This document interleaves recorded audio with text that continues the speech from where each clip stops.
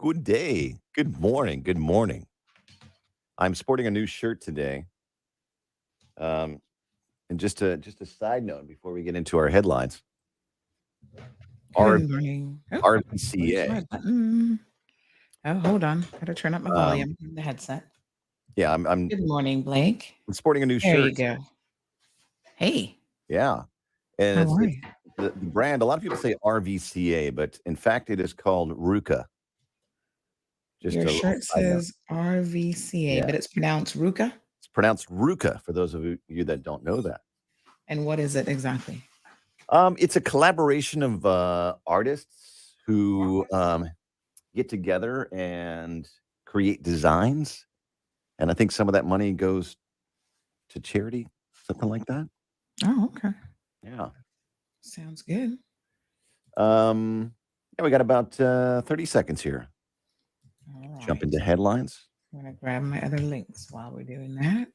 All right, stand by. Mhm.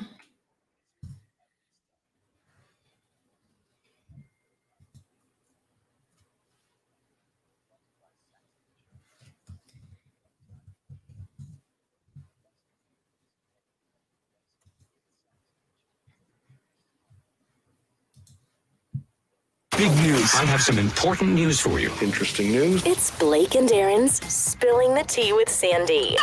K-Man's top news headlines of the day from CMR. Well, good morning, Sandy. Good morning, Blake. Happy Tuesday. Yeah, what do you have for us on this penultimate day in August? All right. So, first of all, the Coast Guard is issuing a warning about road safety, water safety. Um, they probably would love to issue one about road safety too, but this one's about water safety. They had seven incidents reported on Sunday alone, and they're just encouraging people to please be careful on the roadway. So there was a couple jet ski situations, individuals maybe having too much to drink. There was one drug related offense. Hmm. Yes, where an operator of a personal watercraft tried to flee from officers. And of course, that resulted in the watercraft being recovered along with a small portion of ganja.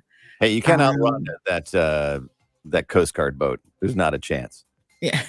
There's a reason why they have the bigger boat with more engines Yes. on it. Hmm. There's nothing out there that's faster Oh, for the most yes, part. for sure. There was also another water-related accident that involved two personal watercrafts, jet skis, in which one person actually got injured, and they were taken to the hospital for non-life-threatening injuries. So, the Cayman Islands Coast Guard is just saying, hey, make sure that you know what the rules are, exercise good caution and judgment when operating jet skis and any other vessel really in open water, and especially if you're within 200 yards of the shoreline. So just a reminder, folks, the Coast Guard is probably busy doing other things instead of saving people from themselves. So a little bit of caution. Yeah, use common sense. Try to be safe. Things do happen. That's why they're there. But Mhm. certainly, there are a lot of things that we can prevent for sure. Absolutely. A man was found deceased yesterday morning at his residence in Newlands, the North Sound Estates area. 48-year-old man. And yeah, unfortunate situation. Looks like it was probably substance related. Oh, that's too bad. Mhm. Which is a conversation we're going to be having tomorrow because tomorrow is International Drug Overdose Day. So we're going to talk about it. A couple things happening that the Should community be may not. International Overdose Awareness Day. Awareness Day. My yes. Okay. Yeah. Big Not a difference. day Thank that you. everybody should overdose. No, no, exactly. Oh, yeah, okay. Yes, drug awareness. That little word makes a huge difference. But yeah, It I mean, does. we've had another recent OD in Cayman Brac that a lot of people were not made aware of because, especially in the Brac, if you're connected to certain people, your news kind of goes under the radar. But of course, we know all about it. So, you know, we'll be talking about it a bit more tomorrow. Okay. So, Cayman Airways chairman, a former chairman, Mr. Jude Scott, his letter has been published on CMR. So, anyone who's interested in seeing the details of why he resigned Basically, he says there are critical issues that are being ignored by the minister and the ministry. And after a year in the position, he could not remain any longer because it just didn't make any sense. And he didn't feel like he was being as effective. So it's a 4-page letter. It's very detailed, I must say. It addresses a number of concerns, including the Little Cayman Airport, leases, expired leases, and operational concerns, dual destination tourism policy, which he is not in favor of it being a priority for the Cayman Islands. And, What is that? That's where some comments were made overseas by the minister about us potentially being like a stayover or a hop over to other people going to other jurisdictions for, I guess, business or holiday. Okay. So, like, if they wanted to go TCI, they'd come here for like 2 days, and then we would transport them to TCI. So, yeah, the former chairman said that's really not a priority. Like, we need to be focusing on our marketing strategy, which is we are the destination to visit, as opposed to we are a hop on and hop off destination. Right. Yeah, you got to go read the letter. It's quite interesting. Where do you find that? On CMR. Oh, okay. Of Yeah, course. I'll send you the link. Of course. Yes, it's a CMR exclusive, honey chill. Okay. So yes, I'm trying to think what else has happened since yesterday. So there's a big discussion we're going to be having this morning in terms of ambulatory and emergency services available at Health City. As you know, unfortunately, on Sunday there was a tragic and fatal motorbike accident, and that gentleman was transported from really what would have probably been 5 minutes from Health City all the way to 35, 40 minutes in town.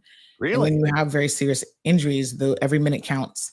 And so some questions have come up about the availability of services For at sure. Health You City. should be transporting to the closest hospital. Exactly. So we're going to And break work, that you down know, this morning. work out the paperwork later. Save Yeah. lives. Yeah. All right. So absolutely. catch Sandy's show coming up in just about 45 seconds on Bobo 89.1 FM. We'll catch you tomorrow on KISS for the Wednesday headlines. Have a good day. Great. Thank you. All right. Our segment with CMR brought to you exclusively on Blake and Aaron. All right. So just give us a couple seconds here, about 30 seconds, and we shall be getting started. Good morning. Wake up your friends. Y'all look like you're sleeping this morning. Tell them to get up. Sandy's on. Hot and spicy. Yes, Sandy, chill. Let me just make sure the hotline, the phone line is on. Sending out the links to everybody in the WhatsApp news group. And we are ready in 3 seconds. Peppermint, sorrel, ginger, fever grass, or English. Get it ready. Your morning tea just got hotter. Ooh, honey child. On the cold, hard truth. Bobo 89.1 and Cayman's #1 talk show are bringing you morning talk like no one else. Monday Rewind, Impact Wednesdays, Caribbean Connections, and much more. Don't miss a beat with what's happening in the local community. Just keep sipping your tea. What a mess. Here's your host, live and direct from the Cayman Islands, Sandy Hill.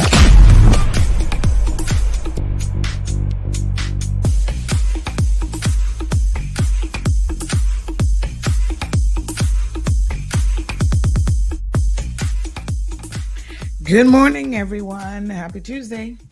Rise and shine. Wagwan, wagwan. Get up, get up. Let's get it this morning. I was thinking this morning, I haven't seen my little agouti friend in a while. That's because a lot of times now the windows, we got different window treatments and they're closed. And yeah, I'm sure they're still out there passing me by every morning. During the election, we had so much fun with that because every day they would pass by, would say, look, you're getting a little bit of Gucci luck for your campaign. So they can be quite fast, and sometimes they just kind of move really slowly as well. The other day, my husband actually spotted one in town, and he was like, what? An agouti in Georgetown? Like, it was all the way down by, what's that road called? I think that's already Shamrock, right? Or Shedden Road. No, Shedden Road. And he was a bit surprised. And, I haven't ever really seen one in town. To be honest, even when I lived in Newlands, I never saw them. It's only when we moved to Lower Valley, and them Savannians can tell you that this is a country chill, that we started seeing them, and seeing them like every single day, because in this area there is quite a number of them. Well, there used to be more, and then a new Frank Hall neighborhood went in, and well, you know how that goes. Houses go up and the creatures move out. But yes, we had a whole, like, it was a little family of them. And every day they would walk through our backyard, they'd go foraging for food across the street, and then they would come back through, and go back, I guess, to their what do we call where they live? Nesting areas? Den.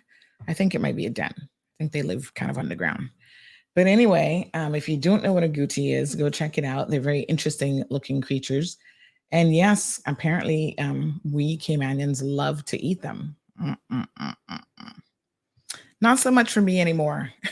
I gotta tell you, now that I see them as friendly critters, I'm kind of like, oh, they're too cute to eat all of a sudden.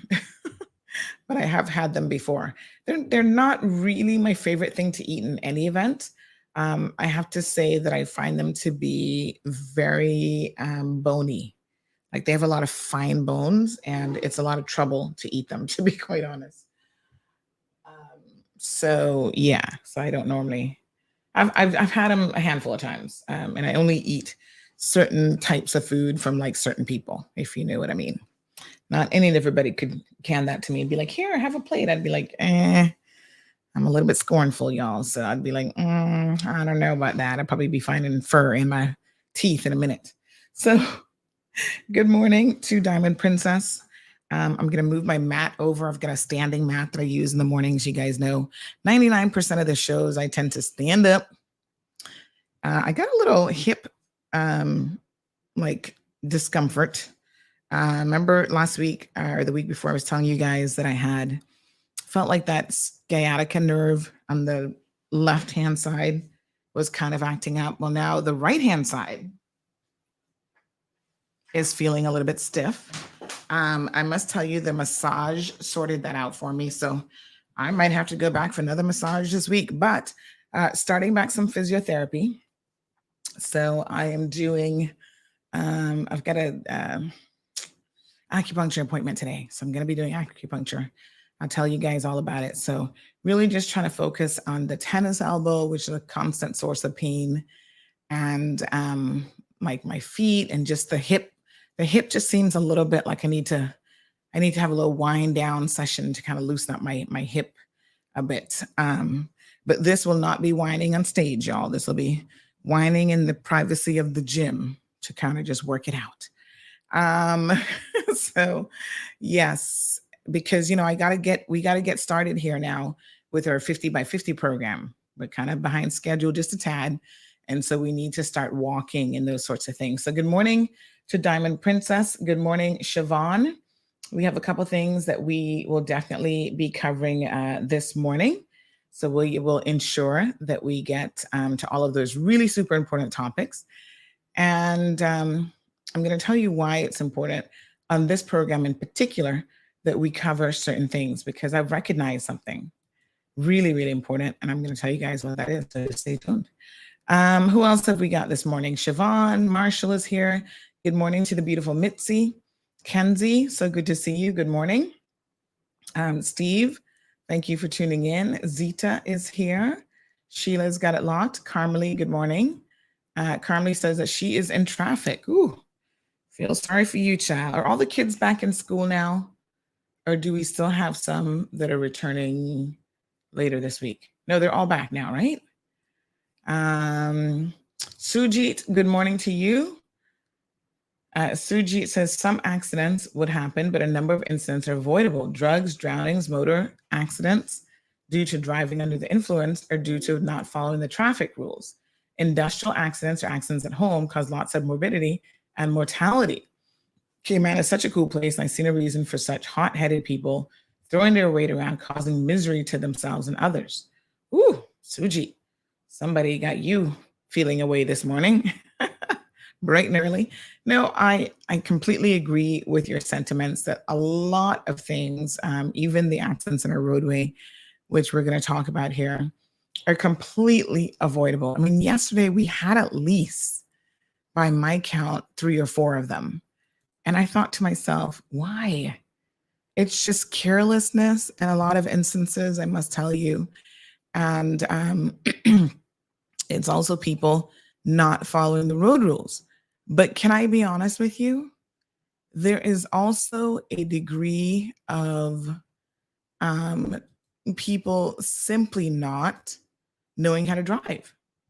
Now, this might come as a bit of a shocker, Sujit and others, but we have people who, I was just going to say that's a bird, not the agouti. We have people who come to the Cayman Islands and they obtain a driver's license. And nowhere else in the world will they probably have gotten a driver's license. I got to be honest. They just don't know how to drive. You can pass a written test and you can sit behind a wheel for all of 2 minutes. That's not enough. So I do think that the DMV has a role, like they've got to step it up in terms of what the road tests actually entails. And even the driving schools, like I've seen people go to driving schools and then driven with them and they're like, oh, I didn't know about this rule, or I didn't know that. And I'm like, huh? What are these so-called driving schools teaching you guys? Like, and I mean, my apologies. I mean, really, really basic things too. Nothing complex in terms of like parallel parking or anything like that. 3-point turnaround. No, this is like all super easy stuff. Like the rule says, the rule book. And then they're like, oh, I didn't learn that from my driving instructor. I didn't see that when I went to take the written test, or nobody told me that at DMV. And I'm just here shaking my head. Like, there is a legitimate reason why we keep having all these accidents. Majority of people who are on the roadway should not have a driver's license. How did you guys learn how to drive, by the way? Did you just, you see, when I learned how to drive donkey years ago, back in the day, I learned when I was still in high school. And so I did driver's ed. It was so funny because my aunt used to try to teach me how to drive, and that was a fiasco, to say the least. Not a good idea sometimes for certain people to teach you how to drive. And so my poor aunt would get so frustrated about my driving. And she's like, why are you always running over the curb? Turns out I needed glasses and we hadn't quite figured that part out yet. But anyway, when I was in driver's ed, we were actually made to watch really bad accidents, the result of drinking and driving, not following the rules, not paying attention. Well, back then we didn't have cell phones, so that wasn't a concern yet. But just distracted drivers. We, got to see what the end result could be, and it was like a rude awakening. Like, oh my God, I don't want to end up tangled in a piece of metal because I decided as a young driver to drink and drive, or to be distracted by my friends in the car. All these things can be extremely detrimental. But we did an entire, I think I did a full semester worth of driving, and we would go on the road and we would, practice on different types of traffic, get on the interstate. That was scary the first time. But they say practice makes perfect. Well, only if you're practicing it in the right way. If you're practicing bad behavior, Suji, you can imagine that bad behavior will only be reinforced. So I think that there's a lot that needs to be done to tighten up why we're having so many accidents on the roadways. Number one, the road test needs to be a little bit more stringent. I don't know who's administering them. Number two, let's start with the driver's ed. That needs to happen and be addressed. And there should be certain criteria for people who are actually in the driver's ed business. I think there's only 1 or 2 of them, so it shouldn't be that difficult to ask them to start to tighten up, their requirements before they tell someone that they're road ready. There should be a lot more practice hours involved before you even show up at the DMV ready to take on, driving.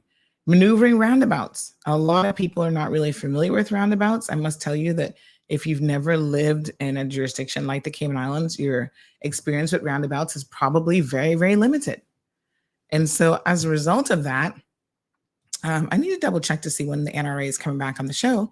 But as a result of that, you know, you need to just get used to how they work and you need to know what the rules are. The rules are actually pretty straightforward and relatively easy. You simply give way to the right. Sounds easy, but it seems like a lot of people do not know that simple rule. Okay. A big shout out to the NRA. I see that they put up a reminder. I've got to share this on our, I'll ask them for this video. We'll share this on our page about, school zones. Like y'all don't even seem to know how school zones work and what you need to do in a school zone.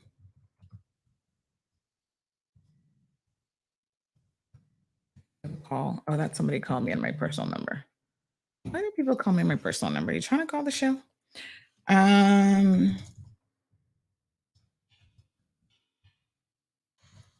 me just confirm the next date that they're coming on. All right, so I'm gonna get a hold of them. So yeah, I mean, there's a number of things that are leading to what we see on the roadways in terms of traffic incidents, and I would venture to say that probably 97% of those are easily avoidable with just a little bit more care. So one person has sent a WhatsApp message saying that drivers are impatient, which is true, and I don't know why. They're racing to get nowhere. What's the point? You're going to get there 30 seconds earlier. Like I've seen people pass me like a bat out of hell, racing to go somewhere. And literally when you get to like another stoplight or final destination, there they are again. It's like, ooh, you advanced all of 15 seconds. Woohoo. Didn't get very far at all. Another person says, morning, all good points you're raising about driving. I also think the drivers that get in accidents should have to resit both the written and driving tests if they're at fault, because you do have to wonder, like, how on earth did this happen? So on Thursday's show, we've got the attorney over from Recover, personal injury attorneys, coming back on the program. And again, we're going to talk about, a few things you need to know if you are involved in a traffic accident. Yeah. So I see it day in and day out where people are involved in traffic accident and I have to raise an eyebrow like, how did that happen? You don't know to give yourself enough space between the car in front of you and the car behind. It's like, what? Basic road rules. Like I feel like we need to have a session every single week on how to be safer drivers. It's so incredibly simple, or in the face of it, it appears simple, but it seems really, really difficult. The other honest thing is because we have so many people on the roadways from all over the world, driving standards vary around the world. So in some countries, driving atrociously is a thing. Yes. And, they've got a population of millions of people. So if they lose a couple hundred every year in road traffic fatalities, they don't really care. It's like, population control. Huh? Mm-hmm. They're used to having one lane roads that both people are trying to traverse. And, you just like honk the horn when you think traffic is coming. That means stop so that, I can use the portion of the road and then you take over. And it's just craziness. We shouldn't have those issues here because quite frankly, our roadways are relatively small. And it's like one road. Honest to God, we've got one main road. I don't even know how people, well, I shouldn't say I don't know how people get lost here because now we got a couple bypasses. But anyway, you know what I mean? It's like the main road. For me, roundabouts is probably the most challenging part. And you just need to get in the lane and stay in the lane that you intend to be in. And then you'll be A-okay. So Soka is in the house. Good morning to Miss Vernita, Catherine, Lily Boo, Louise, Stephen joining us from the UK. Sonia, thank you so much. We got Sonia who's listening from Jamrock, Jamaica. Tyrone, hello. Oh Lord, Soka, you gotta stop with them. Soka, the English teacher, is in the house again. So she says it's sciatica, not sciatica. All right. I'm going to still say sciatica, but she says it's sciatica. Okay. Felicia, she can't help herself with correcting her pronunciation.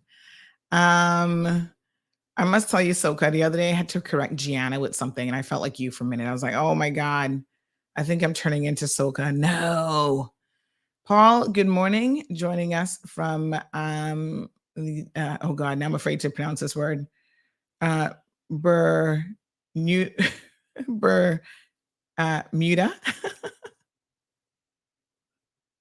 So okay, you're making me sweat here. Richard is in the house. Barbara joining us as well. Dorothy is here.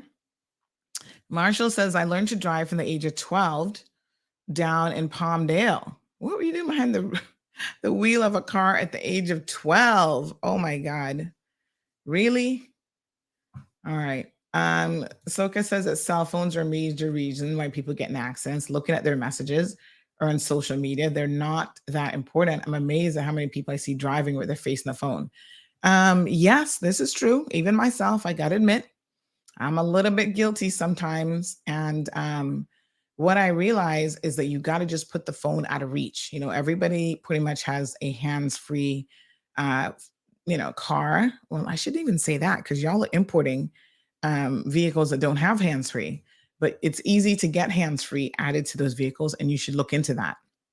So, put the phone in a location where you're not tempted to touch it, because most definitely, if you hear a little ping, I know, Daniel, I've been saying it right, and then consciously thinking about it just threw me off. Bermuda. Yes.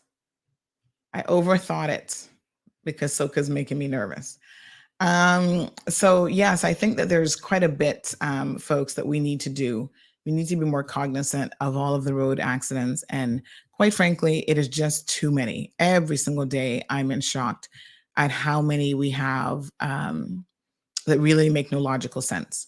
So the one yesterday that really caught a lot of people's attention was the one that ended up, let me see if I can get a picture of it real quick. This is the one that ended up in the bushes by, what's the name of it? Oh, the passport office. So, yeah, so this is pretty crazy. I don't know what happened here. I guess the person just lost control of the car. How? Don't ask me, because I just don't know. So here we go. Let me show you guys this one. This one's like a freak accident. Were they not really paying attention? So this is it. Straight into the bushes. Are those parking blocks that are there? But that's not a parking area. Maybe that's a parking block on the other side. I don't know. But straight over what would have been a sidewalk and into the bushes. Thank God nobody was walking on the sidewalk at that, particular moment in time, because geez, I'm peace. Jerry says, good morning, Sandy. Cayman's roundabouts are like playing Russian roulette. That's because people just don't know how to use them. Like I said, the simple rule is give way to the right and always look in all directions, because you're giving way to the right. You also need to look to the left to make sure that that person is not running afoul of the rule. Thank you so much, Celine. Good morning. So I feel like if you indicate a lot as well and you get in your correct lane, I mean, technically you can change lanes at a roundabout, but I would never recommend it, because that's how you get in trouble, because you confuse people and people are like, where are you going? And then they're intending you to go in one direction. There's the Cayman Bay roundabout, which has 3 lanes. That is very, very tricky for a lot of people to navigate because they can go in 3 different directions, basically. And so that's challenging for a lot of people. John says that people are leaving late to get somewhere early. Yes. So I don't know what happened to this poor person, but they ended up in the bushes. Look at there. They're lucky they didn't hit the actual building. Looks like the bushes slowed them down enough where they did not actually hit the building, but wow, they could have came very, very close. Ran over the bushes, over the sidewalk. What direction do you think they were coming from? And more importantly, what speed were they doing? Because it looks like they were probably coming from the main road there in front of the government building. Let's say they were passing Cricket Square and coming down that way. What happened here? Were they turning and forgot they were supposed to turn, so they didn't slow down? It was raining a little bit, so the roads were wet. And anytime it's raining and it's wet, folks, slow down and exercise a bit more caution, because what you will find is,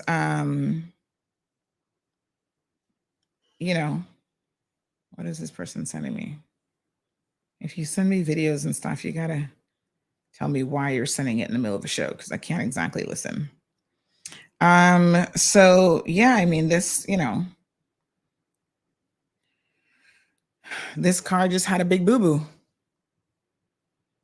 So I figure if you slow down when you are driving, especially when it's raining, decrease your speed by at least 10 miles per hour. It's A-okay if you are not, here's another accident yesterday. It's A-okay if you're not doing top speed. This is not a racetrack. Good morning to Callis. I hope that's how it's pronounced. So this one now was down by Wilty Drive.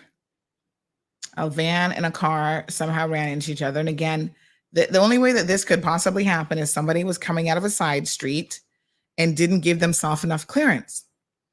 So here's the thing, folks. If you are coming out of a side road, it is your responsibility to ensure that you have sufficient clearance. You will always be at fault. Yes. When you are not on the main roadway and you run into someone, that is your fault. Nobody else. You can't say, well, they came down on me quickly. Nope. You've got to make sure that you have given yourself sufficient clearance. And if you haven't done so, this is normally the outcome. Someone's going to run into you. I've seen people before not giving themselves sufficient clearance, going in the wrong direction against traffic, trying to cross over 2 lanes. Like, that Jake Scott intersection in town, the gas station that's on the other corner. I've seen people coming out of the gas station, turning the wrong direction. So they come out on the side and they're turning to the right, like across some L&T tires. Is that L&T?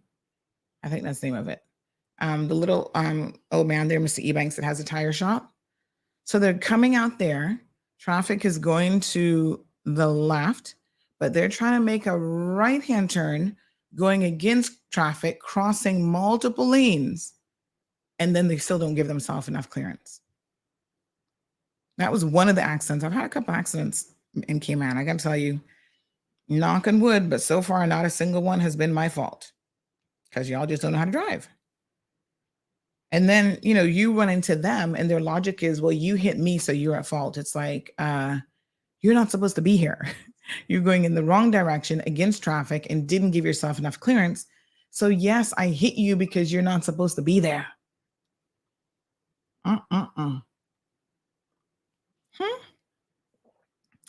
So clearly, I don't know who was coming out of which direction.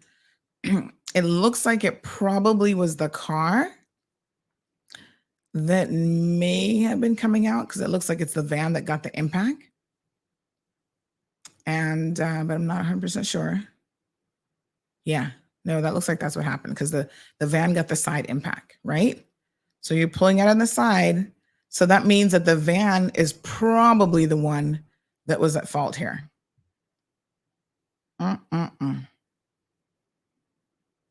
So in this comment section, someone says, can't we have more of a police presence at critical points to help some calm down? I don't know that you can have police everywhere all the time. What you need to do is just have better drivers. The police would have nothing else to do and they would never solve anything else if all they did was focus on traffic offenses, because that would take up all of their time. Good morning, caller. Welcome to the Cold Hard Truth.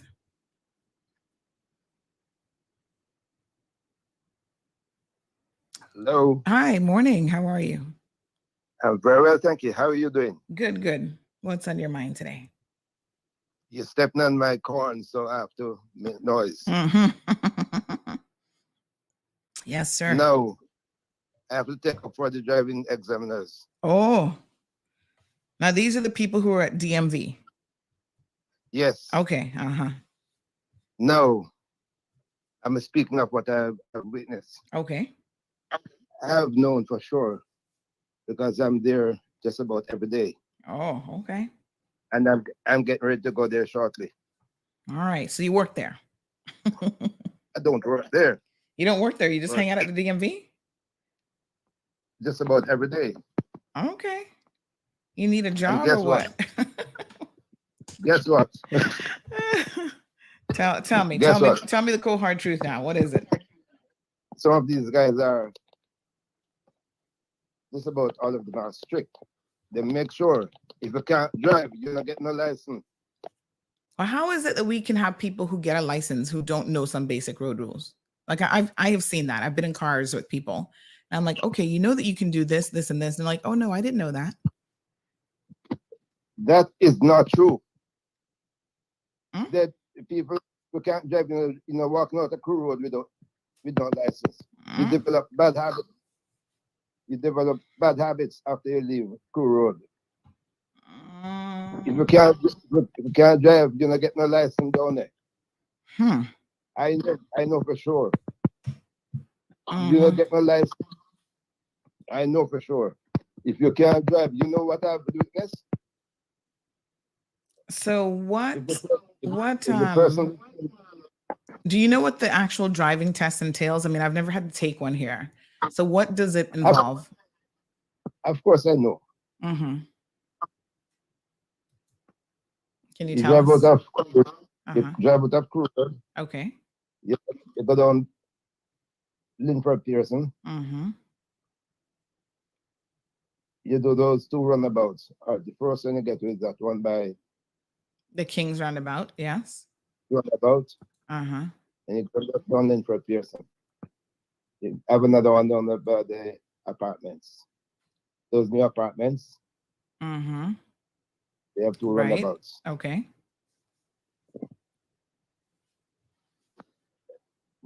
So if you don't know how to do those two roundabouts correct, you're gonna fail because people from countries that don't have roundabouts, from those Spanish countries. Of course. To be honest, right? Can I just say something about those two roundabouts? They're probably the easiest ones to maneuver. I think what they should do is make them drive a little bit longer because I'm assuming they do those two and then they circle back to Crew Road. Do they come back by the airport, or how do they get back to the DMV? They're going down there they make a left turn by Rankin Drive, like you're going down to Randite Garden. Yes, okay. And they have a place down there that they take them to do a 3-point turn. A place down there that they go and do take you to the reverse around the curve. And they don't parallel parking isn't required, right? Nobody here has to learn has to do parallel parking. There's some cones down there, and if you touch any of those cones, you're out. I don't know. I don't think it's enough. And then you'll be after there. You're going in town. because you have to ensure that there are pedestrian crossings in town, that if you put your vehicle on the pedestrian crossing while someone is using crossing, you're out. Mm-hmm. Also, right. Yes, sir. you have speed limits that you have to abide by. Mm-hmm. And most of these cars from Japan, they come in kilometers per hour. Yes.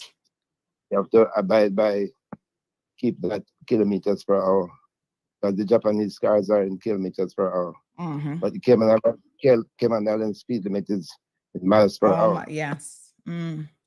So you have to watch that, because the traffic guys are usually it's those new apartments coming down there. It's nice and you feel like you want to do some speed, but the traffic guys are always right there looking out for you with the radar to get you. And I don't know if you know, speed tickets are $20 for every mile over the limit. Oh yes, I know. But in the school zone, it's $40. Oh yes. Mm-hmm. Okay, we're not finished with the driving test yet. You're gonna go around town. Okay. Going around town, a part of where the test is to be is now blocked off, so they don't go down Albert Panton anymore. That's coming down by Victoria's Secret, there's blocked off. Mm-hmm. So it's gonna be coming around by subway now and back to the lesson department.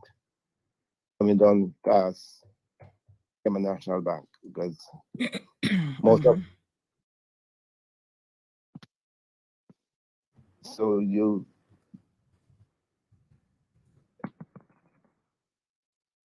gonna be looking at the pedestrian and crosswalks and so on. But yes, they don't do the parallel parking.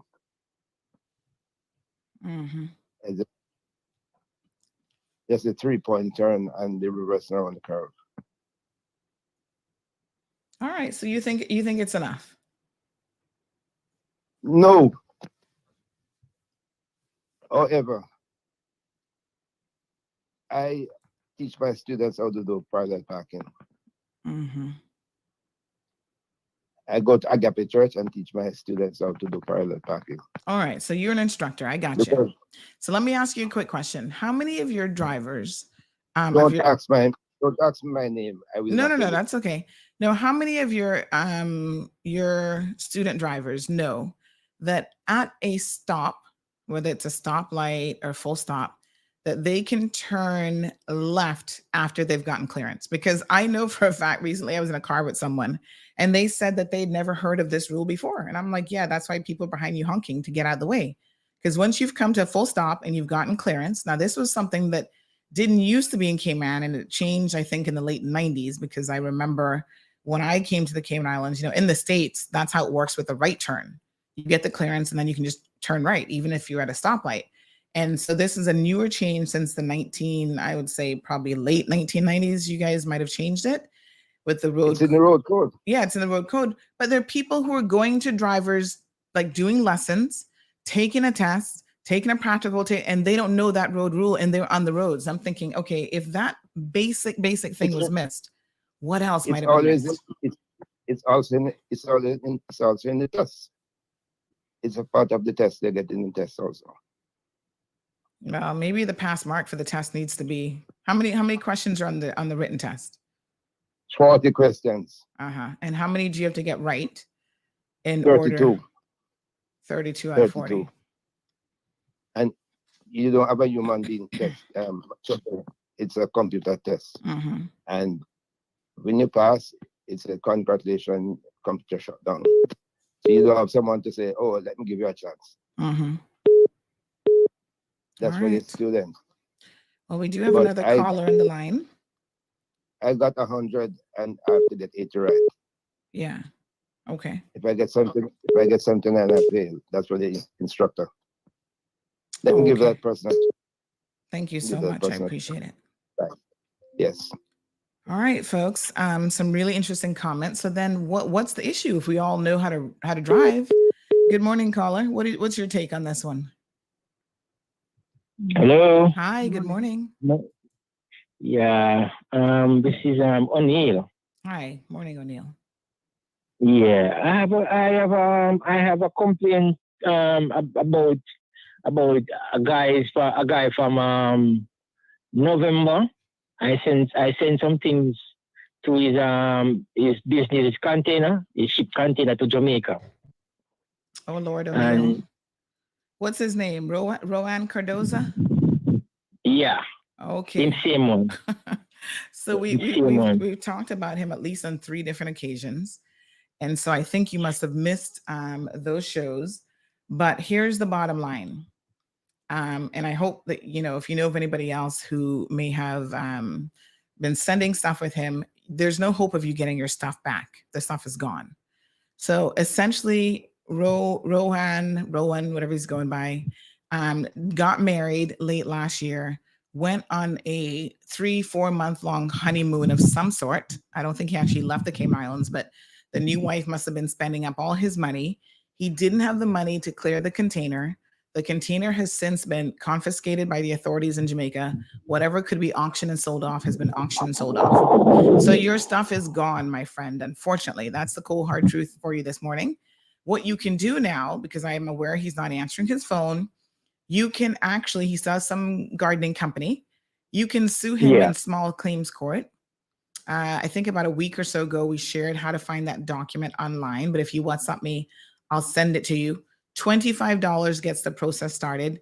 Sue him for the value of the goods that you sent, and then start from there. Because at some point, you guys have to start trying to collect your money from Rowan. And he is ghosting everyone. He's not answering the phone.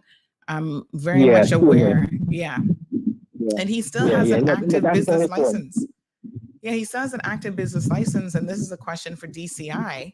How do people, defraud others, run afoul of the law, and all this other stuff, and nothing is done? This is even a question for the police, because at some point, this isn't just bad business practices. This is actually fraud.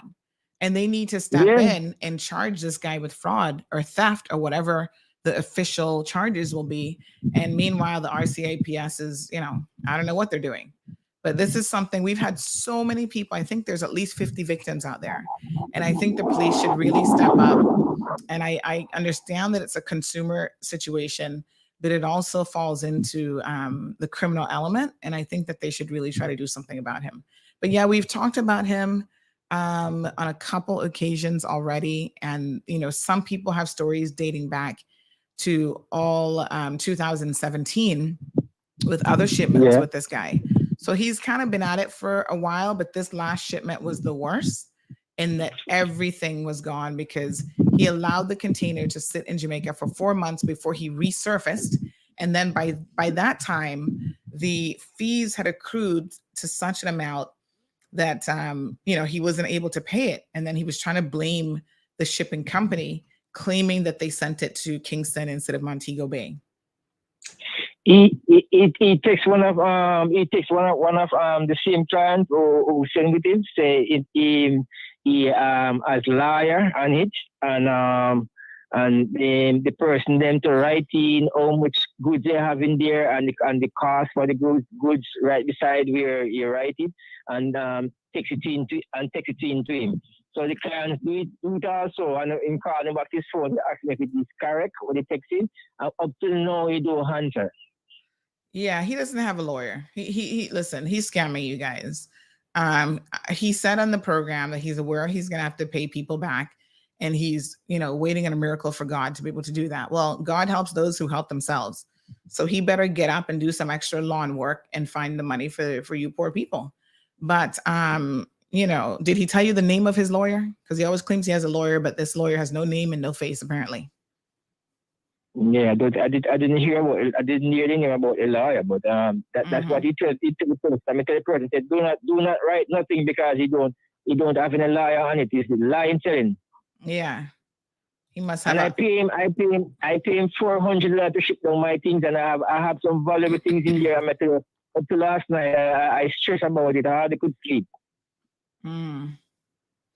Hardly Yeah. could sleep. I tell you, it bothering me a lot because I call his phone and I not get to his phone and such forth. That's it. So what we could do, I could sue him. But what I'm Yes. gonna do later on when I leave from work, I will WhatsApp you my number with this number, okay? Yes, sure, no problem. And then and then you then you send information and then I will put the money to you. Yeah, you just need someone to help you get the documents together, and it's not really that difficult. But you know, someone can help you do like the typing and that sort of thing. But yeah, I mean, I think you guys, you know, it's a starting point. I don't know if he has any money or not, but the good news is because it wasn't an incorporated company, whatever he owns personally is fair game. So if he has a car, if he's, you know, got his other little business, whatever, it's fair game for you guys to get to recover some of your money. Yeah. So I'll WhatsApp you later on with this Okay. number. I just No give me the problem. information and then we move forward from there because I never been through this suing thing as yet, Yes. and I don't know about it. Don't be afraid of the court system. It's there to help you once you're not on the wrong side of the law. But I need help because I have some valuable things there in the container there, and I can't go to lose it. Mm-hmm. Yep. I can't go to lose this. I have some brand new stuff where I buy even though my car that's like some instruments and send it down and such forth and some tool. Mm-hmm. We have some video tripod when we buy and thing. There's a lot of things. I have a mixer board in there. I have a studio mic. I have a studio mic in there. Oh no. I have so many things in there. I tell you, I stress about it. My gosh. Yeah, that's sad. Stress about it. And I know those things are not expensive, are not cheap. Trust me. Very sorry to hear, but yes, you definitely need to. And you know, Mr. Rowan, if you're listening to the program, or maybe you've got friends who are telling you're being highlighted yet again, try to do the right thing. I mean, you know, it's going to take you a while to clear up 50 plus people that you owe money to, but I do believe that, you know, he can do it. Well, he has to do it because your construction work, you say in Mossia there now. Mm-hmm. All right, and I never know him up. I never know him up. No gardener, construction work. I know him always. On the side.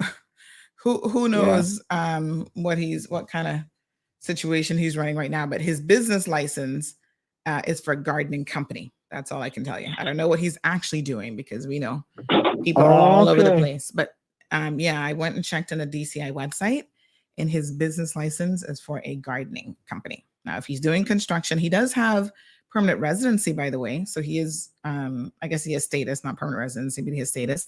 So he's considered a Caymanian. And so technically he can work anywhere that he wants. So yeah.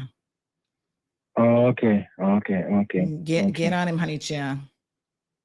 Okay. All right. Somehow, I'm gonna get to the point, and I'm asking you for help in case whenever time I need it. So later on I will WhatsApp you and thanks. Okay. No problem, sir. Have a good one. Yes. Okay. You too. All right. Bye-bye. All right, folks. Mr. Rowan Cardoza is the bad gift that keeps on giving. I mean, it's just unbelievable how many people he has done this to. Wow. So Michael says, I learned how to deal with roundabouts for the first time after coming to Cayman and paying budget $5 for a paper license. Enough said. Woo. Immediately learned to yield right and run over left. Yield right and run over left. So, Michael, I think that's part of the problem, really, is that we do have, like I said, a lot of people who are coming here with different standards. So Cadian says, I'm listening. My little input is no matter how hard the test is, people pass them to drive. It has nothing to do with education, but their mental status. Most times is a problem, impatient and no respect at all. Yes, and lots of distractions. Marshall says people just have to give themselves some time on the road. Leave home a few minutes early and take your time on the road. So here was another accident again from yesterday. So this one, it looks like somehow, again, I don't know, this is right at the top of Prospect Drive. Not sure how this one happened, but it looks like it clipped the back end, at least of the silver Toyota, and then the blue Honda Fit ended up in the bushes. And this is probably, again, someone coming. Could this be a side road accident? It's kind of hard to tell how this one may have happened. Yeah. Miss Vernita says, I saw in the news in Jamaica was saying a lot of these licenses, a lot of those buy their licenses because some of them can't read. However, Jamaica has some of the smartest people in the world. Vernita, I think you'll have people all over the world who fall into the category of not being able to read and write, and Jamaica has its fair share. And so I wouldn't be surprised if there are people who, especially in that jurisdiction, are buying their driver's licenses or have none at all. And then they come here. Tweenie Fuss says nobody indicates on the roadway anymore, especially in the roundabouts. It is a very unusual thing. When I was watching a trial recently, well, this was last year, I guess by now, the one with Eve High Voltage, the detective was talking about when they were examining the footage of her traveling to the crime scene, right? And, they had a lot of CCTV footage of her going up to the Kimpton, leaving from West Bay. And one of the observations that they made, especially since there wasn't really a lot of traffic on the roadway, is that she used her indicators a lot. And they actually said from their detective work, the people who use their indicators a lot are either female drivers or new drivers, because female drivers tend to be a bit more cautious. And I thought, so we are better drivers than you guys. Just kidding. But yes, female drivers tend to indicate more. And new drivers, because, they try to follow the road rules, tend to indicate more. So I think it's one of those things, especially in a roundabout. And I tell you which one I never fail to do is when I'm coming off of the Harco bypass and I am coming like the ALT roundabout, which has got to be the most accident prone roundabout in Cayman. That one, I make sure that I indicate. I'm like, I am not taking any chances. Because y'all might be thinking I'm going like towards Animal House when I'm actually trying to go the opposite direction. So yeah, roundabouts can be a little bit tricky, but indicating, slowing down in a roundabout, like y'all shouldn't be speeding like a bat out of hell in a roundabout anyway. You're supposed to take your time. But y'all be speeding all over the place and pulling out, and then somebody speeds and hits you. It's just crazy. Alice says, he mad. I know people don't even take the test and get the license, referring to the instructor. Yeah, I mean, he says that the test is, listen, I can't speak to it personally. He says he's there every day. But based on what I see on the roadway, I think that there has to be something wrong with people who are actually getting their licenses, not being capable. Aliano says if certain people had a certain mindset of thought, certain societies, and why aren't there more effective training like simulator? Oh, now that's a good idea, Aliano. And more time spent and limit for 2 years for expats or foreigners, not this smashing people into the road for revenue. You know what, Aliano? That is a very good point about simulation training. Because listen, pilots learn on simulation training to operate, jets, multi-million-dollar jets, and to become more proficient at them. Maybe one way, anybody over at government woke up this morning? Are you guys awake? I love this idea. Maybe one way in which to get better drivers on the roadway is giving them access to simulation training. Now, I don't know where you would do it and how exactly it would work, but yeah, set up virtual driving courses, but it has to be Cayman roads. It has to be simulation training based on our roads and our roundabouts and everything. So you get in there, you put on your simulation goggles and you got your little steering wheel, you got your indicator, everything. And then it should score you and allow you to keep practicing. So if you're in a roundabout, another car is coming and you don't indicate, then that's like little deduction for you. You know what I'm saying? I like Aliano. That's a wonderful idea. I must say that I like that. And it's not going to replace your road driving test, But maybe in conjunction with everything else, you have to do 100 hours of simulation training before you can even book to take the test. Somebody needs to look into this. And this could be a whole new business model for people. Aliano, since you came up with the idea, I'm going to give you full credit here. This could totally be a business for you. Now, I don't know. It would be kind of expensive probably to get the software done and get it specific to Cayman roads and that sort of thing, but I'm sure it can be done. And you could set up a driving school, a simulation driving school. And people, before they even get behind the wheel of a real car, they come and do 100, 150 hours with you, and then they get out on the roadway. I love the idea. Run with it. Run with it for us. Carol says, I watched a learner in a driving school car being taught to go around the roundabout at the A.L. Thompson's all the way around on the outside lane with the left indicator the whole way. Ridiculous, wrong, and dangerous. The left indicator. Ooh, no. And they were in a driving school car, which means the instructor was in the car with them. Stephen, good morning. Stephen says, Sandy, I swear they get in these accidents for the insurance money. Laughing out loud. Some of these accidents don't make any logical sense. Well, Stephen, we had reported on this before. I actually need to update that story. There has been at least one instance where an insurance company has actually sued two young men for what they say was an arranged traffic accident. And they got a default judgment against one of them. So they're not really chasing the other one. But apparently it is a thing for some people. Now, I don't think that's the vast majority of people. I think it's just pure slackness. But some people are actually doing it on purpose to collect insurance money. So El Rey says, turn left on red. People only turn right at streetlights when they have the green arrow.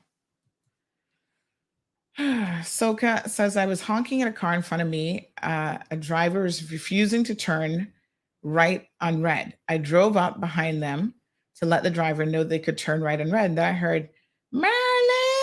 It was a car full of Cayman people. Oh, so this was in Miami? That's funny. Yes, child. They're taking their bad habits, driving habits to Miami. But one thing about the bad driving in Miami, people run you over. You better get out the way for real. Real Deal says the Geneva transfer is a part of the problem. People buying the driver's license in their home country and only have to do the written test, which isn't stringent enough. And who does the Geneva transfer impact? Is it just American drivers? Like what country does that impact, by the way, Real Deal? Do you know offhand?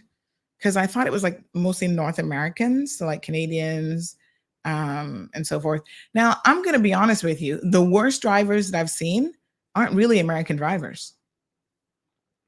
They are the worst when it comes to like DUIs and stuff like that, because they just like to get saucy and get behind the wheel of the car. So that seems to be more of an issue for them. But when it comes to regular driving and road rules and stuff like that, I wouldn't say that they're the worst. Mostly it's Caribbean people and Asian people. Like when I say Asian people, the Philippines, because we have a lot of Filipinos here now driving, and they've never driven before in their own country. So I feel like this is the first time they're having like real road access. And people from like India and that part of the world as well. I'm just being honest. Those are Jamaica and the Caribbean, generally speaking, Philippines and India and anywhere kind of in that Asian basin are the worst drivers in Cayman. Now, someone asked me this question the other day, whether or not the police keep a record, or I don't think the NRA does it, but do they keep a record of who's getting in the accidents and what nationalities they are? Because, I mean, we're not trying to be prejudicial in any way, but that could actually help to pinpoint where we can address specific things. So, for example, there could be campaigns that are geared towards, a particular type of driver in common language that they might understand. Here's a quick word from the Cayman Census. Please enjoy this important message. The population of the Cayman Islands is dynamic, diverse, and growing fast. Since the 2010 census, we have added more than 16,000 residents and almost 7,000 new households to our islands. This means that in Census 2021, around 71,100 persons call the Cayman Islands home. More people than ever live in high-density apartments, which grew by 44%. Home ownership increased by 20%, and 54% of households are renting, with only 9% of households without internet connection at home. We are a diverse community with nationalities from more than 162 countries worldwide. 64% of our residents were born overseas, coming mainly from Jamaica, the Philippines, the United Kingdom, and the United States. 89% of households speak English at home. Of the 11% of persons who speak a language other than English at home, the most common ones are Spanish, Filipino, and Indian languages. With a literacy rate of 98.6%, the Cayman Islands' residents have skills and are resourceful, with 31% holding university degrees and professional designations, and another 22% completed vocational training and associate degrees. The 2021 census results show that job creation in the Cayman Islands is on the rise, increasing by more than 10,200 between 2010 and 2021. There are more than 44,400 active jobs across the Cayman Islands. Nevertheless, our community has some income inequality. The top 20% of households earn more than 45% of total income, while the bottom 20% earn less than 5%. We also have vulnerable communities that need additional support, and over 14% of unemployed citizens receive social welfare assistance. Some people in our community struggle with speaking and hearing, while others have difficulty with everyday tasks. Approximately 139 persons in every 1,000 have a disability. Among our young people, about 5% are not in school or work. More than 33% of households have children, while 1/3 of households are single person living alone. The people of the Cayman Islands are religious, with over 82% of the population affiliated with a religion, and crime is below 2.5% among persons 15 years and older. Find out more about the Cayman Islands Census 2021 report at www.eso.ky.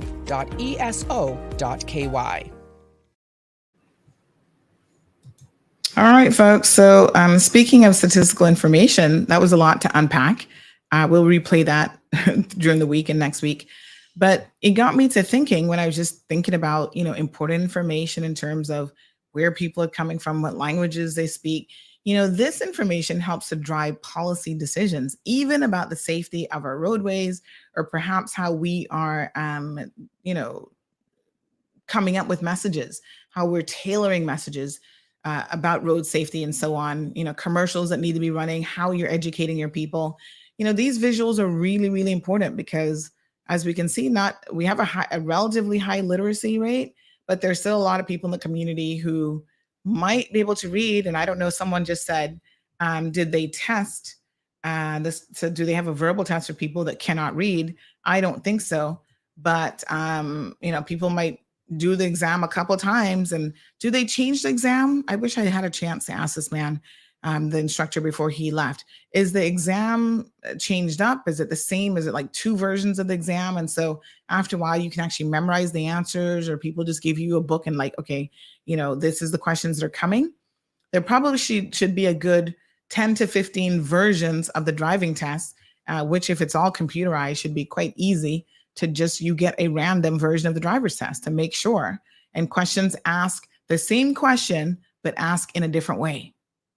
Because that's when that's how you figure out if somebody really understands something.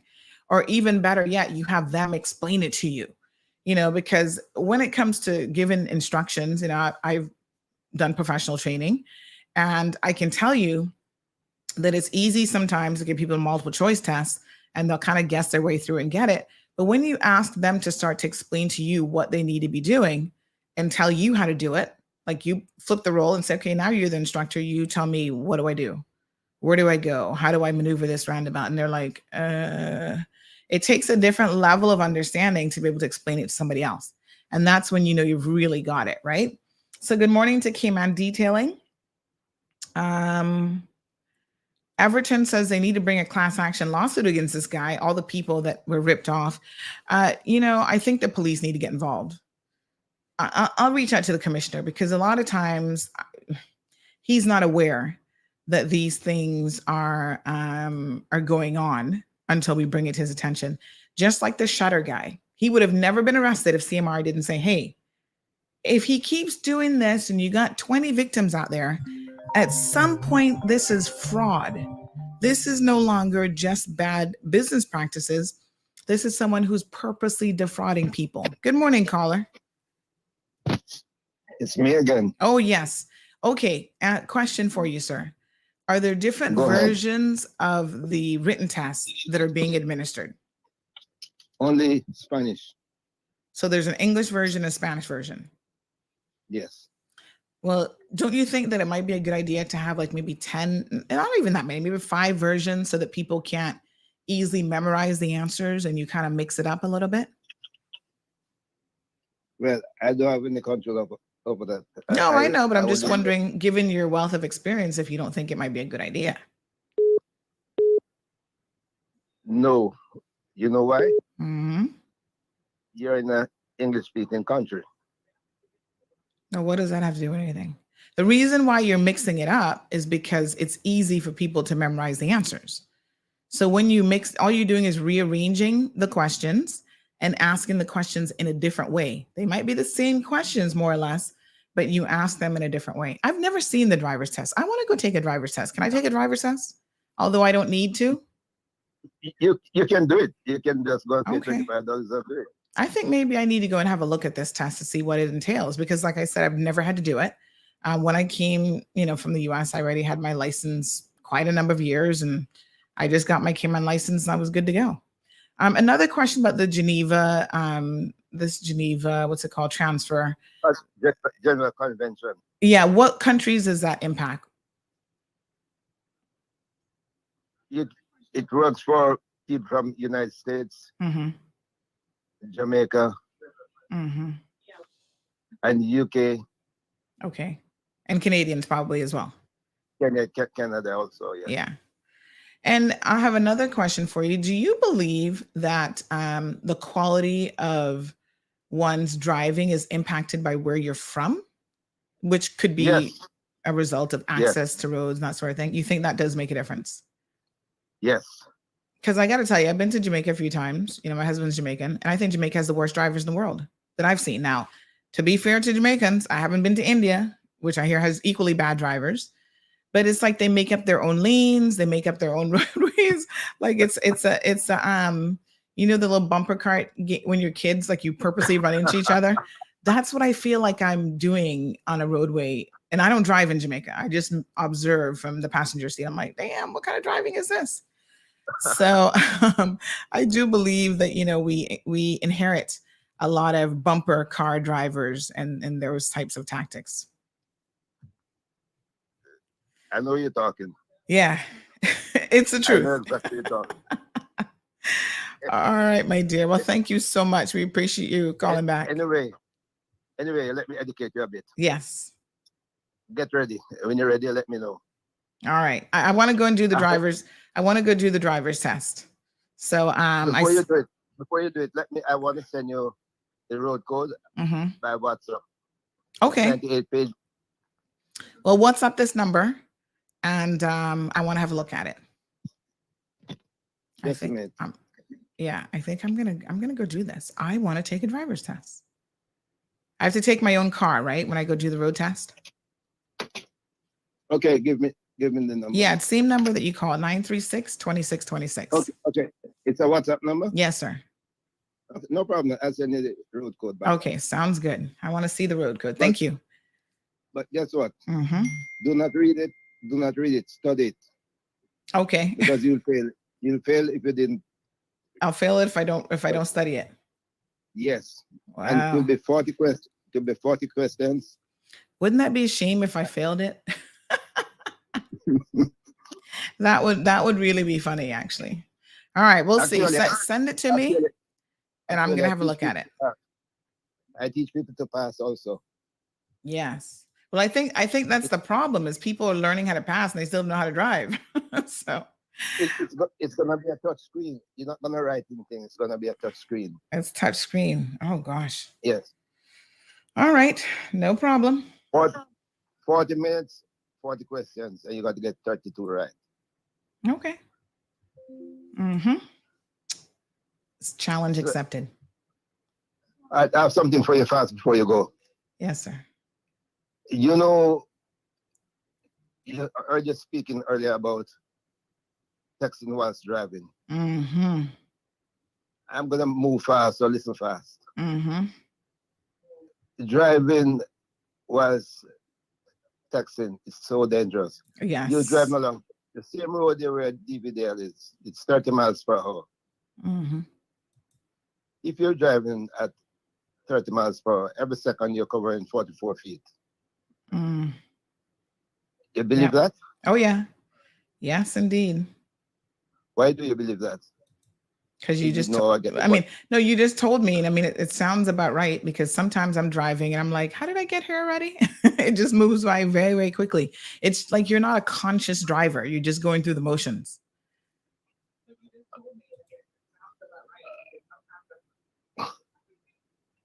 Okay, I know you have somewhere there. You have a calculator. Pull out your Mhm. calculator. Let me work with me fast. Oh, Lord. You know, I hate math, right? You do know this. It's quickly. It's going to take just a minute. Can somebody else pull up the calculator for me? Yes, so I want you to let you know where I got that 44 from. You're telling me how you got to it? 30 times 1.466. Oh, geez, on peace. Uh-huh. You're going to get 43.98. So you run it up and you get 44. Mm-hmm. There you go. All right. Very good. You know, when I went to John Gray to teach the children driver's ed, Mm-hmm. they said, oh, sir, I can text while driving because I can text fast. It takes me only 4 seconds to type a quick message. I say, yeah, 4 seconds. Mm-hmm. If you're going to take 4 seconds, 4 times 44, you know how far you're going? You're in the back of someone's Audi or the BMW. Mm-hmm. Mm-hmm. That's dangerous. Someone touch their brake and you're texting, you're in someone's back of someone's car. Dangerous. Mm-hmm. So you take your eyes off the road and someone touch your brake, you didn't see that the brake light comes on, you're in the back of their car. Mm-hmm. Got it? Yep. Oh, yes, I know. Trust me, you can't take your eyes off the roadway. On the next segment, I tell you where the 1.466 comes from. Okay. I can see that you don't like maths. No, I definitely do not. Oh God, when I made it to trigonometry in high school, I was like, wait a minute. Why do I have to do this? I will never in a million years use trigonometry because I'm not going into the sciences. I'm not going to be a physician. I'm like, I don't care about any of this stuff. I've always been a language person. Okay, the trick is where I make my living. Yes. Well, thank you. I make my living. Yeah, no, I totally understand. Thanks very much for that. Yes. So when you're ready next time, I tell you where the 1.46 comes from. I think I'm going to drive out with you one day on the roadway. If you want it now, you can get it. Mm-hmm. You want that equation formula right now? No, give it to me another day. My brain is already on overload from the math from the first one.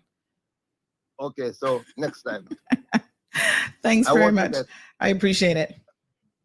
All right.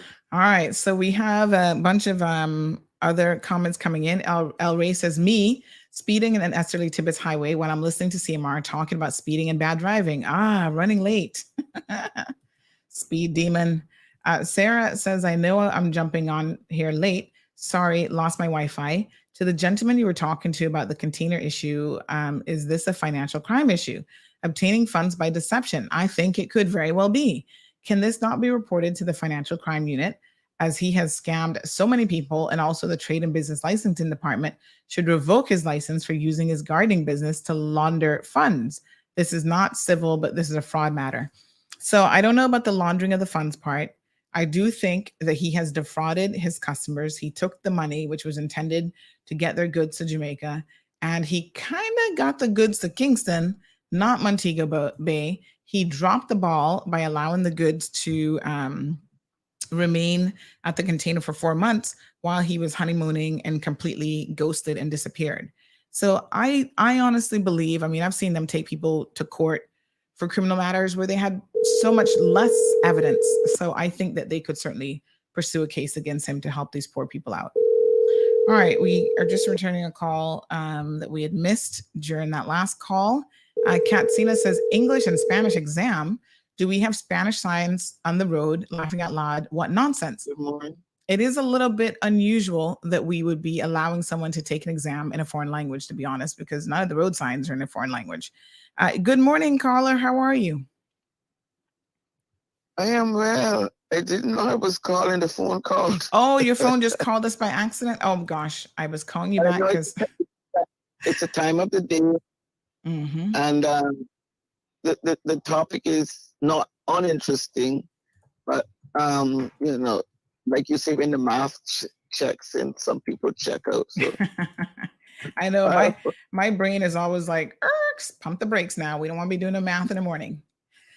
All right, my dear.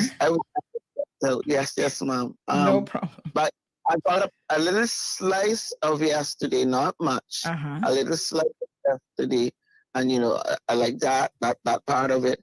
And you know, you're becoming, to me, harder and harder to find on the old people's radio where you are. I don't know what I need to do about that, but somebody needs to do a little chatting back and forth with your providers, your platform providers, because it's becoming difficult. Like I said, yesterday morning, I only got a little bit. And again, this morning, I had to hunt with my phone before I could actually find you. So just repeat. Sorry, I think I missed that. Repeat that now. Why are you having an issue finding us? Yes, on my old person's radio, not on the phone. Okay. But I had to kind of get the phone to this morning to actually find you, because you know you got the little dips and the little valleys, and you can pull out a little word. So I know it's there. I got to wait now before you come to the 4 on that regular radio. Find you pretty well on the phone. But it's the radio that's the problem. So you're having an issue getting to the 89.1 frequency, or? Not the frequency, just to find you on there, just to identify you on there, and probably to pull you up, because it's like a little timing thing. Okay, if I can sit here and have the patience, you know, eventually like you'll look back or something like that. But it seems like you're getting lost in the shuffle, like it's too many people on there, or too close. Just to be clear, we're on every morning 7:30 until 10. So outside of those hours, you wouldn't find me on there. Oh, I know. But if somebody is too close to you, or in other words, what do people say? Your signal too weak. Oh, you're getting interference on the signal. Okay, I will pass that on to the technical people. And where you're located in Central Georgetown. Yes, ma'am. But like I say now, to clarify, that's on the old folks type of radio. I get you pretty well on the phone. But I'm an old person, and I want old people's radio, so I can't be walking on the phone. So it's a matter of convenience to me, and you know, you get your fear. Okay. Yeah, I wasn't aware of that. But I will certainly pass those comments on. And okay. I don't know if it has anything to do with the type of radio you're trying, but you know what? We're gonna get you sorted out one way or the other. We'll look into it. Yeah, because I've noticed on the car radio with Bobo, I haven't heard anything. One of the other stations when I'm in the Newlands area, and I think that's because of where the tower is located, and there are other towers kind of close by. For a little bit, I get interference, but then when I come into town, it's normally quite crystal clear. But don't worry, I've already messaged the tech team on this, and we will get that sorted out. Thank you. All right, honey, have a good one. Bye-bye. Because we want to make sure everybody can hear us crystal clear. Radio, YouTube, Facebook, everything. All right, good morning, Mr. Dean. Tashika says the question might be reworked, but it's the same question. I did mine 2 times, and the questions repeat, especially the ones about the sign Plus, when my friends went and they explained the questions, it's the same thing. And I think that some of that is actually happening, Tashika, where people can tell you, okay, this is the question and this is the answer, and nothing ever changes. So if it's computerized, again, are the DMV people paying attention? Because I do believe it is a very, very simple fix to simply come up with alternate questions, and have them be very, very random, so that essentially, because if you have, even for the same question, if you have 3-4 versions of that same question and you randomly mix them all up, it's almost impossible for you to take the same test. And so people really do need to understand the road code and the rule book before they can pass that exam. These are the things you have got to do in order to test people to see if their level of comprehension is where it needs to be. And I'm saying that I don't think it is. And I don't think the driving test is as stringent as it could be. I want to spend a day with the driving instructor so I can see, what kind of people he's passing. This is the DMV, not the instructor, but the DMV staff. So Strong Will says, good morning, Sandy. If you can drive in Jamaica, you can drive anywhere. Phil Ponies is the worst driver. Come on, Sandy. Pony. Oh, Filipinos, I think is what I was supposed to say.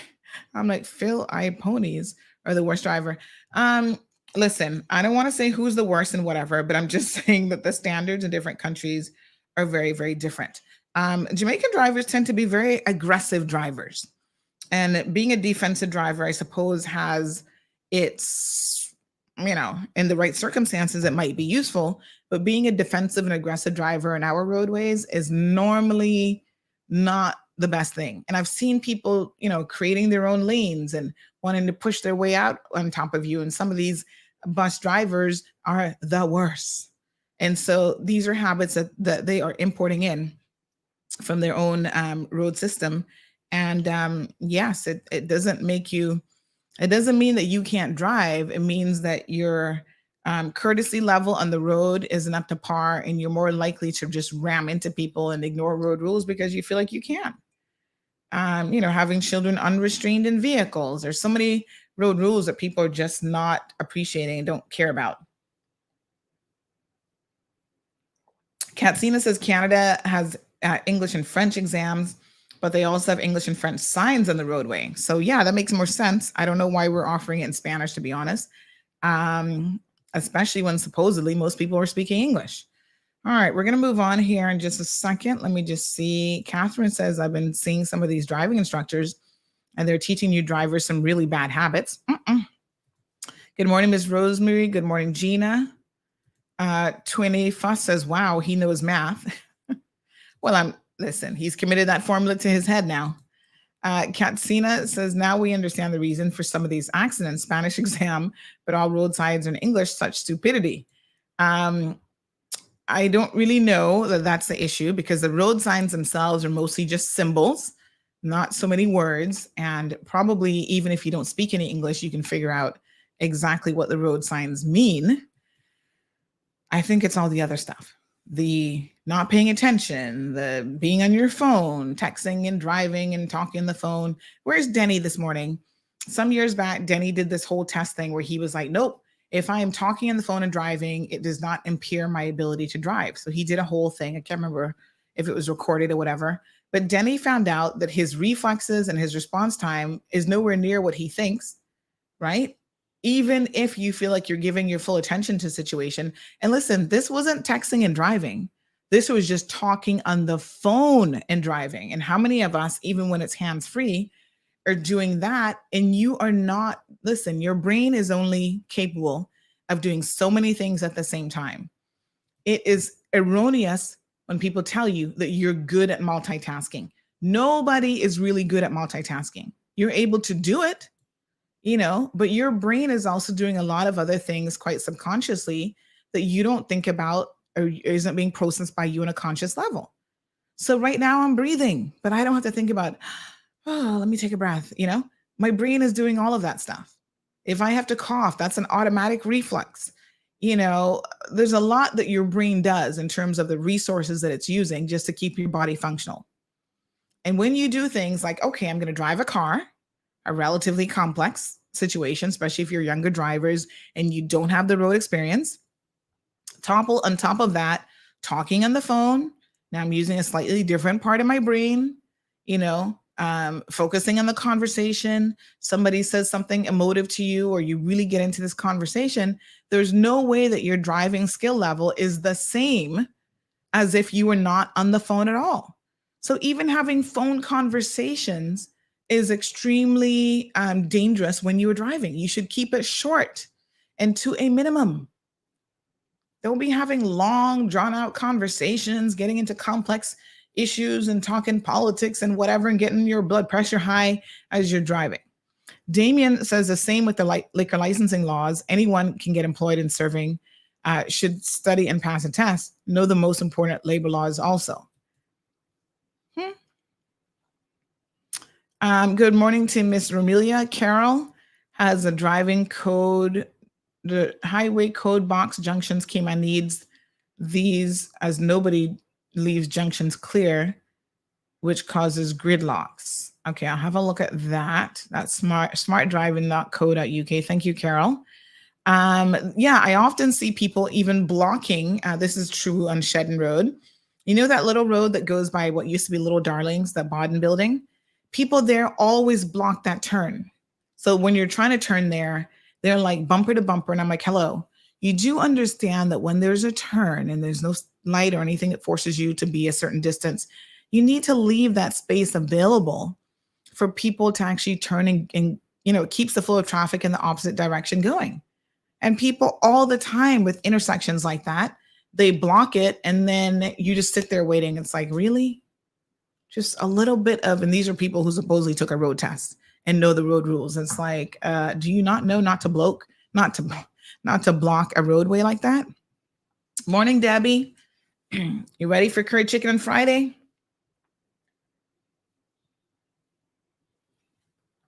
Dean says the road courtesy is certainly not on par with Jamaica. Well, it's not as bad because, I don't think Jamaicans are the most courteous drivers. They're like, hey, I'm just going where I got to go, and honking. And they do a lot of honking in Jamaica. That was the other observation that I made. Because in Cayman, we don't use our horns that much. But man, over there, everybody's on the horn. Honk, honk. It's like, whoa, whoa, whoa, whoa, whoa. Debbie says, I've seen drivers stop in the middle of the road to have a chat. I saw one the other day. He got out of, it was 5 o'clock traffic, but he got out of his bus, went and got something from somebody on the other side of the street. I was like, what the heck? All right, check this out. This person was nominated yesterday for Jackass of the Day. Another bad driving situation. So this Honda parked so close to the blue car that the person, you see their steering wheel, they couldn't get in. And what they eventually, when the person came, they're like, oh, it's because the person who was next to me parked bad. And so they forced me to park bad. I've seen this happen.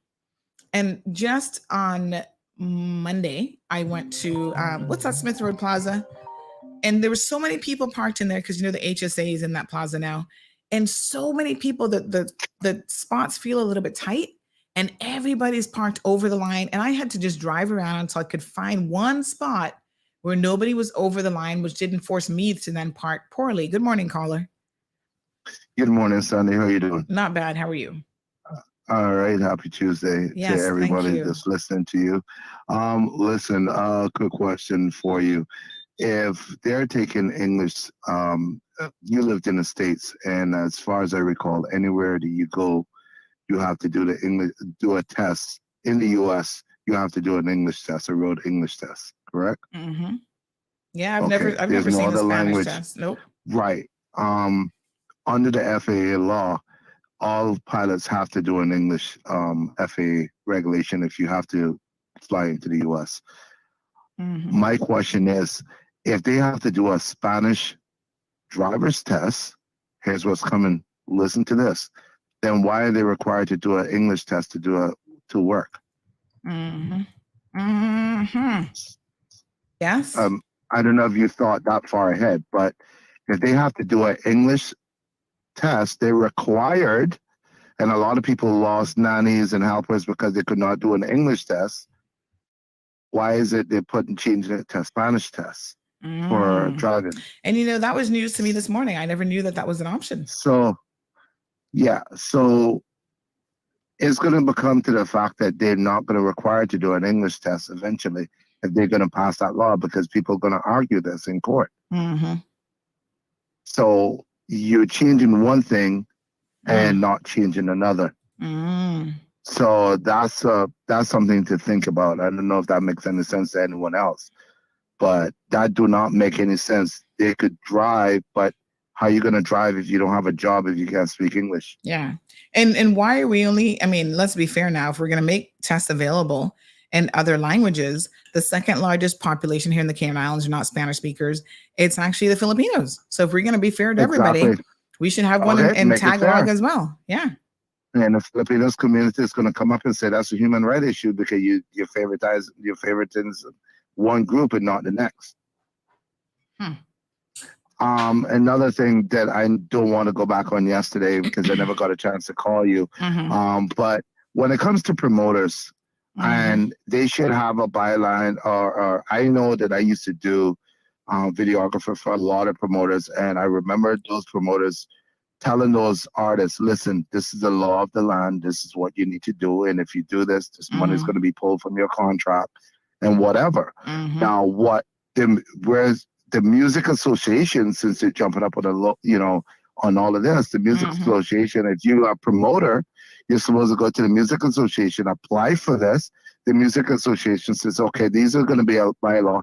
And we need the law should say, okay, we need a $5,000 deposit. If you breach of any of this, you will not get your $5,000 back. That money goes back to the government or the caucus. So therefore, regardless how full your place is $5,000. It's just like if you go to a hotel, they take a deposit for incidentals.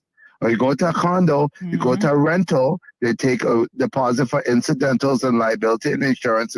You rent an apartment or rent a place to put your to do a business, everything is a deposit.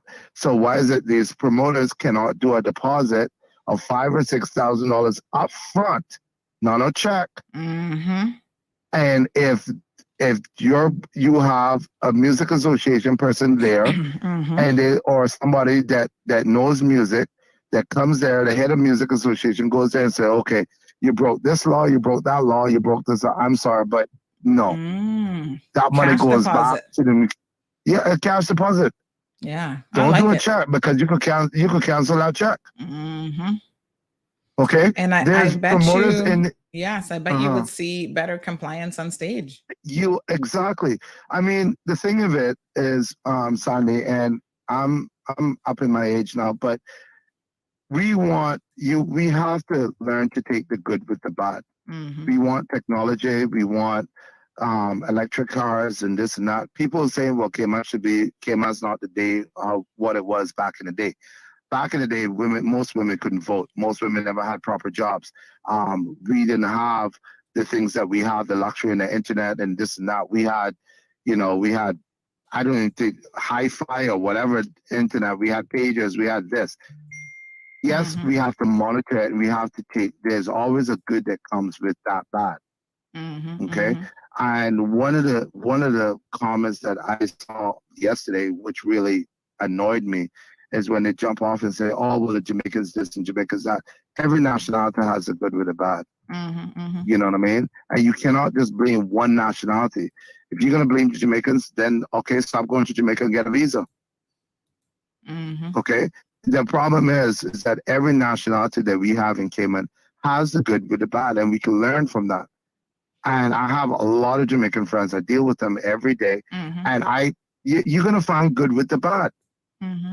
Just like how I have Filipinos, just like how you have Caymanians, you're going to have some that are annoyed the heck out of you. But when it comes to the promoters, and like I did on a segment on my thing yesterday, you have what those ladies did yesterday, a man could not do. Oh, definitely You not. would never see a man jump up on stage with Sensia or anybody and take off his drawers. Well, Number one, he had skid marks or something in it. But anyway, he would never take off his underwear and throw it over there. He would be charged for assault. Mm-hmm. Yep. Okay? He would be charged. I want to find out how many of these women proudly say, I have a man. Mm. And I could guarantee you they having issues right now. That's why they're telling you to take it off their website. Mm-hmm, mm-hmm. Yep. Okay? But those promoters need to be a little bit more. Yes, we're coming up in times where, you had your artist on a couple of weeks ago that said that they didn't allow him into Cayman because he had dreadlocks, Mm-hmm. right? And I remember when that happened. And the thing is, we have to change with the time, but at the same time, we have to control it because Mm-hmm. once the horse is out of the stables, you can't call it back. Yeah. Okay, so at the end of the day, take a deposit. I don't know who's listening. Well, I know you got a lot of people listening, Mm-hmm. but take a deposit. Mm-hmm. Okay, and if they breach it, deposit is dead. Mm-hmm. Plain and simple. Just like when they're having these boat cruises, take a liability insurance. Mm-hmm. Anything happens to any passengers on your boat, you are liable for it. Mm-hmm. Mm-hmm. Okay, Yep, and it's a simple thing of it, So I just remember, like, when I used to do the boat cruises, they had to take a liability insurance. They had to make sure that you have enough security on board. And that's the other thing. Where was the security for these promoters? They had no security companies working there. And that's the thing. You have to protect. What happened if somebody did not? My girlfriend jumped up on the stage and I didn't like how he wind up, and then I decided to lick down that promoter. What's the protection of that promoter? Mm. They need to have security companies to do security work for those promoters, not your John Brown that do not have a license. And now securities are required to have a license, and they required to do a security training test. Right. So if you're gonna check the boxes, we need a deposit. We need to know how many people you're expecting to have at your venue. You expect to have 5,000. You're supposed to have enough security at your venue. Okay. And that's the same thing. I don't even want to go towards the racetrack because that's just going to annoy the crap out of me.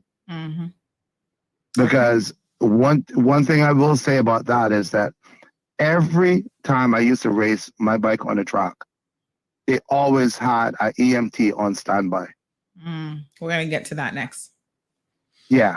All right. Just to let you know. Okay. All right. Thank you so much. All right. Some really good points there following up from yesterday's discussion. So let's go ahead and wrap up the traffic situation. Damien says a cash deposit. How long to get that back? 6 months. Shouldn't be that difficult, but I think he makes some good points. Like, we're not flinging the doors wide open to accept any kind of behavior. And maybe the way to do it is to make these guys put up some cash that, yes, if they breach any rules, it comes out of the cash deposit or they lose the deposit. So have a quick look at this vehicle. Again, this is a vehicle that parked. I mean, I don't even know, a child could even get between these two vehicles. Like, honestly, this is way too tight. And how did someone get out of this? Because, we've got right hand and left hand drives, depending on which market you actually get your vehicle from. So some things are coming through Europe and the Asian market, and some are coming from the North American market, right? Different sides of the vehicle in terms of steering wheel.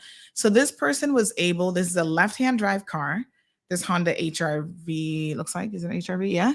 And they were able to get out of the vehicle on the left, but surely they would have seen, and I do this all the time. Like, I look at, if I park next to someone, right? I get out and I look at where they have to, because maybe they have a passenger, but the very minimum, I'm like, okay, what side is the driver on? Because maybe I need to give them a little bit more room. And I've gotten back in my car and adjusted the vehicle. This to me is utterly disgusting. I cannot believe that someone parked like this. This was at the pharmacy there, Value Med Pharmacy, which always has parking issue because no one seems to know that there is overflow parking in the back of Value Med. Stop being so lazy, folks. Walk. You don't have to park by the front door, right? So there's actually overflow parking behind there that nobody ever uses. And so this person literally parked on top of this other person, giving them no room because they said the person next to them was parked badly. Maybe they were. Give them the benefit of the doubt. but go to the overflow parking so that you don't have this situation happening. Because this person stood out for 15 minutes and couldn't get in their car. And it's like, come on, this is ridiculous. So just a little bit of common courtesy. Pay attention to how close you are to people. This is why people's cars get dinked and dunked, and you open up a door and you just swing it open. You don't care what's going on, scratching up people's vehicles. All right, there's only so much I could possibly say today about bad driving. We'll leave the rest of it for another day. Dean says, agree, Sandy. I just made a mistake with a customer because my brain was right in the phone listening to you. I'm telling you, it happens all the time. Yes, you're distracted. That's what it's called. Okay, Damien and Katsina. Katsina is really bothered by the Spanish test. She says, you can never go to a Spanish country and take an English exam. Came in to, and then I don't know what else was supposed to come after that. But yes, good morning to Nikki. Nikki says, I saw a man do this while I was heading to my car. Selfish. Everton says, I think the driver deliberately did it because parking in that way probably known the person that he blocked. I mean, I don't know. But it's a little bit too close. And you just need a little common courtesy, can go a long way. All right, let's move on. So we need to talk about this situation with the ambulatory service, right? I think one person did send me a quick message about DMV. Hold on. This person said, oh, they have an inside track. Yeah, so they were talking about the Geneva Exchange as well, where you only do the written tests. And they're saying that most people actually get their license that way. At least make them do a simulation or something. So we here don't know how they got their license, where they came from. I personally know in a certain island it can be bought. All right. Yes. Okay. So let's talk about this situation, because apparently you guys do a horrible job at somebody else has sent me another parking situation. You guys do a horrible job at reading. And so we have to literally break this one down for you. Oh, Lord, somebody just sent me a video of a lady poorly parking at Foster's. Oh, gosh. I got to admit, a lot of you cannot drive, and you should not have a driver's license. You got to...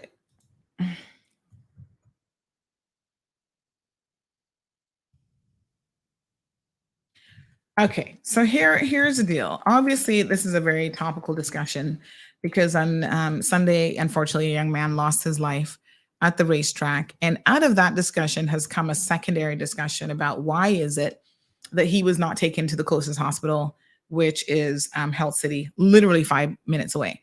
So yesterday, I was on the phone all day, calling people, messaging people, trying to get some additional information, talking to EMT, talking to, the 911 operators and supervisors, talking to the Ministry of Health, talking to people at HSA, talking to people at Health City. I was all over the place, talking, to try to get some understanding of what's actually going on here. So we put up an article last night, which sheds some degree of light on the situation. So here's what we know. The ambulance that would have gone to pick him up was stationed at Northside, at the, oh gosh, hold on. Where's it stationed at again? Hold on. Northside at the, is it at the school? So Cayman has three, Georgetown Hospital has 3 ambulances, right? One is in West Bay at the West Bay Clinic. We have the Georgetown one, which is kept at the hospital. And we also have, where's the other one? We also have one in Northside, right? So in this particular instance, the Northside Clinic would have gone to him to pick him up and then transport him to Georgetown. So say to get from the Northside Clinic, and I'm trying to remember exactly where the Northside Clinic is, to be honest, but say to get from the Northside Clinic to the racetrack took 10 minutes, right? Because again, to the best of my knowledge, even police and ambulances are not permitted to be breaking the road rules. So they're not allowed to speed just because they're going to an emergency. For obvious reasons, that's not a good idea anyway, right? So say it took him 10 minutes. We know that the 911 call came in at, hold on now, let me tell you. I do have this information. The only bit of information that's missing is the arrival time. I can kind of guesstimate what that is because I had people who were at the hospital who were messaging me about his arrival time. So we have confirmed with 911 that the call came in at, give me 1 second here. The call came in. Okay, so the call came in at 14:03. So that's 2 o'clock. Is that 2 o'clock? Yes. So 3 minutes. I passed the ambulance on the Linford Pearson Highway at, let me see now. What time would that have been?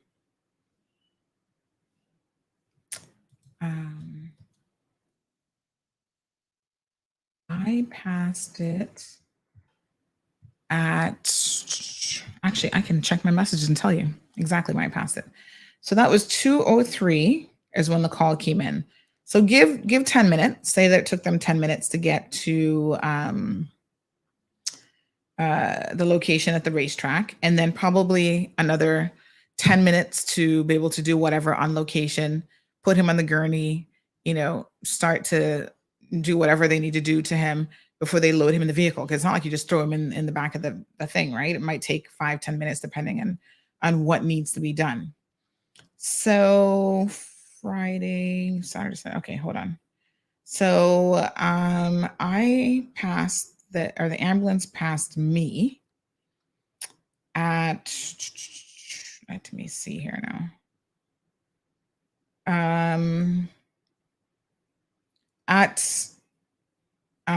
So at 3:06 p.m., and so these are guesstimates now, please keep this in mind, I was in Prospect. And 2 of the fire trucks passed me going up east, okay? That was at 3:06. At 3:12, so between probably 3:10 and 3:12, the ambulance being escorted by the EMS van. Apparently this EMS truck is like a support vehicle. So they will go there at the location to try to help stabilize the person, sometimes even in advance of the ambulance reaching and so on. So they were in front of the ambulance, and then the ambulance was right behind them. And this would have been on the Linford Pearson Highway at about 3:10 in the afternoon. Now, they're still about 10 minutes out from actually reaching the hospital. Okay, now let me tell you who was at the hospital. So I had a source at the hospital who was telling me what was going on at the hospital. And so they were simultaneously messaging me to say, hey, he just arrived. They were doing CPR. So I think what happened is he actually crashed on the way. So I'm just trying to get a rough idea of time. Oh gosh, I cannot remember who was telling me this.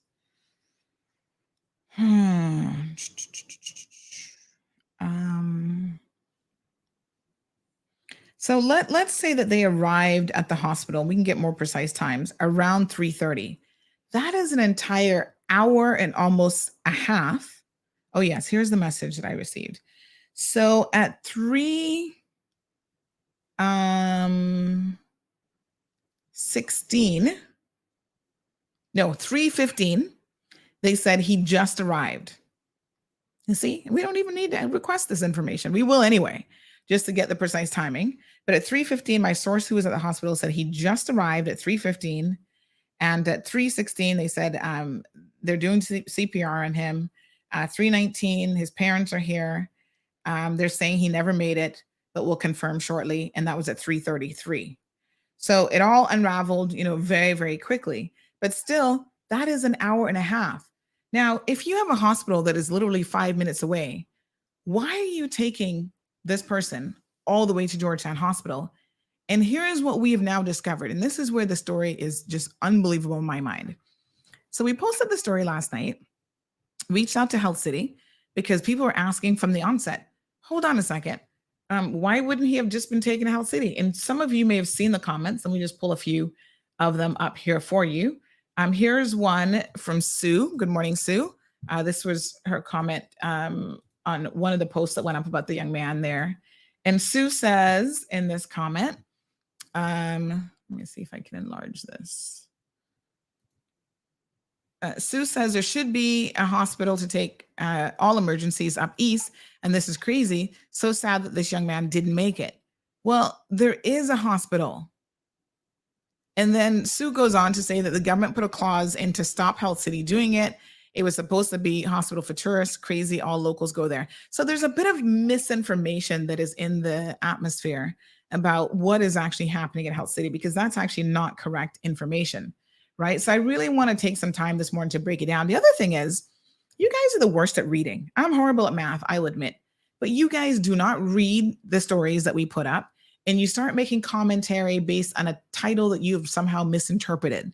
So Angel says they need a facility up East End that can deal with emergencies like this rather than waiting on town for assistance. Rest in peace, Kashi. They have a facility. So Shannon goes on to say they should allow Health City to be used for emergencies. We had Rachel says, why in the world would they go all the way to Georgetown when Health City has amazing facilities and surgeons for everything from spinal, bone, heart, etc., and it's right there in East End? What a tragedy. So lots of questions started to be asked about how and why was he taken an hour and almost an hour and at least 15 minutes, right, essentially, to Georgetown Hospital when he was like 5 minutes away from Health City. Okay, so here's the story that we posted, and I need to understand why you guys were confused about the story. So the headline clearly states, and it is a question. And so when you read headlines, folks, even if you're not going to read very much, try to understand what the headline is saying. So the headline says, denial of access to Health City ER, ? This is an actual picture of their entrance to their emergency room. This is the ambulance bay, right? So this is where the ambulance pulls in, and guess what? Health City has confirmed that they have a full complement and support 24/7, 365 days a week, around the clock. They have qualified staff. So they actually have a 6-bed emergency room. Isn't that on par with what the HSA has? The HSA has 6 beds. So they have same thing, or maybe even more. I don't know exactly how many beds HSA have. We can clarify that. 6-bed emergency room, fully staffed, right? They have, and this is again from information that they have shared with us yesterday, since 2018, Health City opened an expanded emergency wing with an ambulance bay that allows them to manage all medical and surgical trauma specialties, with the exception of pediatric emergencies. So if it's a pediatric emergency, they don't have that specialty on hand at the moment, but everything else. ER physicians are supported by a team of experienced nurses who have worked in advanced trauma centers prior to joining Health City. So please explain to me, folks, what the real issue is. Well, I'm going to tell you what the real issue is. It is an issue of policy. So a call comes into 911. 911 contacts the ambulance services, which is operated and run by the Cayman Islands government, and that is tied and linked to the HSA. So they have a directive to take people to the hospital and nowhere else. And I've spoken to EMTs, and they have said, listen, not only do we not have a choice on where we take people, we have been told in email correspondence that if we decided for some reason to take someone somewhere else, this would result in us having to potentially be financially responsible for a bill because we don't know, what the situation is with the person's finances, who they're insured with, if they have Cynico, if they have someone else, blah, blah, blah. And we've been told in writing that we do not have the permission to make that call. And if the call is to be made, it requires the emergency room physician to sign off on it. And then that sign off goes to the HSA, like the chief medical officer, my apologies. So it's like a referral system. In the case of a life or death emergency, you ain't got time for that. Let me be very, very clear. You don't have time to call nobody. This has to be a call. And clearly the policy needs to be adjusted, needs to be changed, right?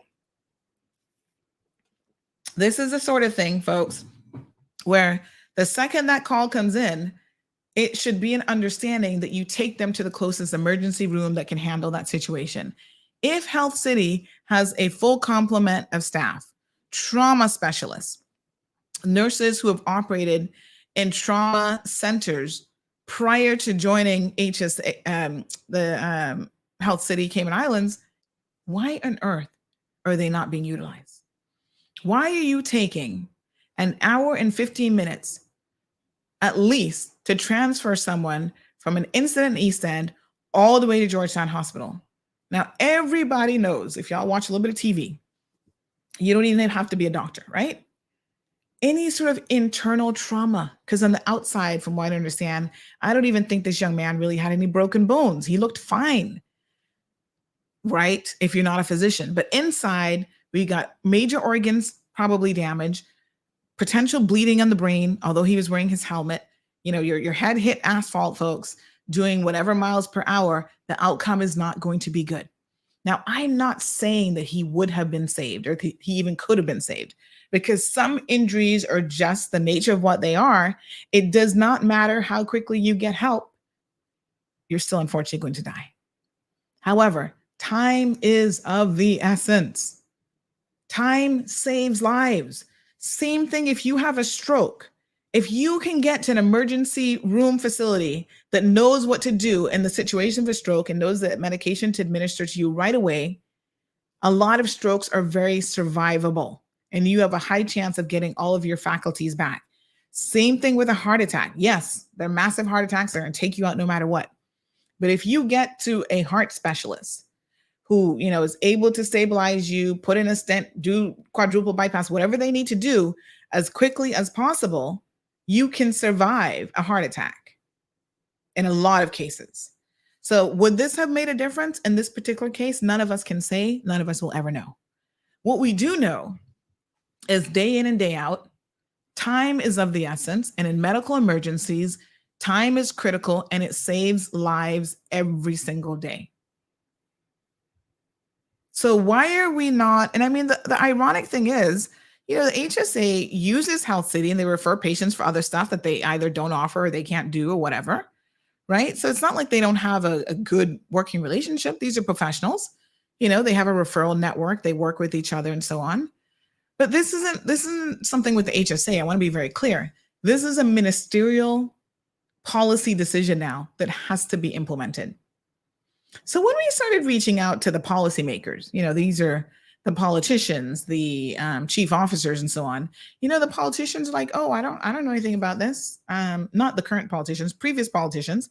Oh, really? They have an emergency thing since 2018? I'm like, what?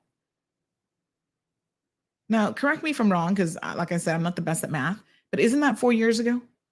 So for 4 years, Health City has had this emergency facility where they can deal, right, with ambulatory services, all medical and surgical trauma.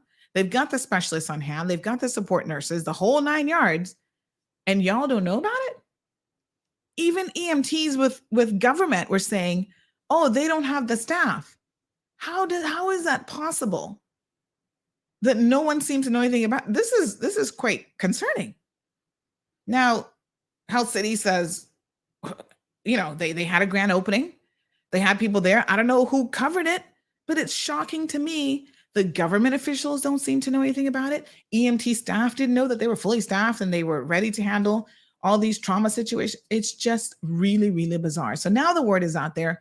Everybody knows as of today that it exists.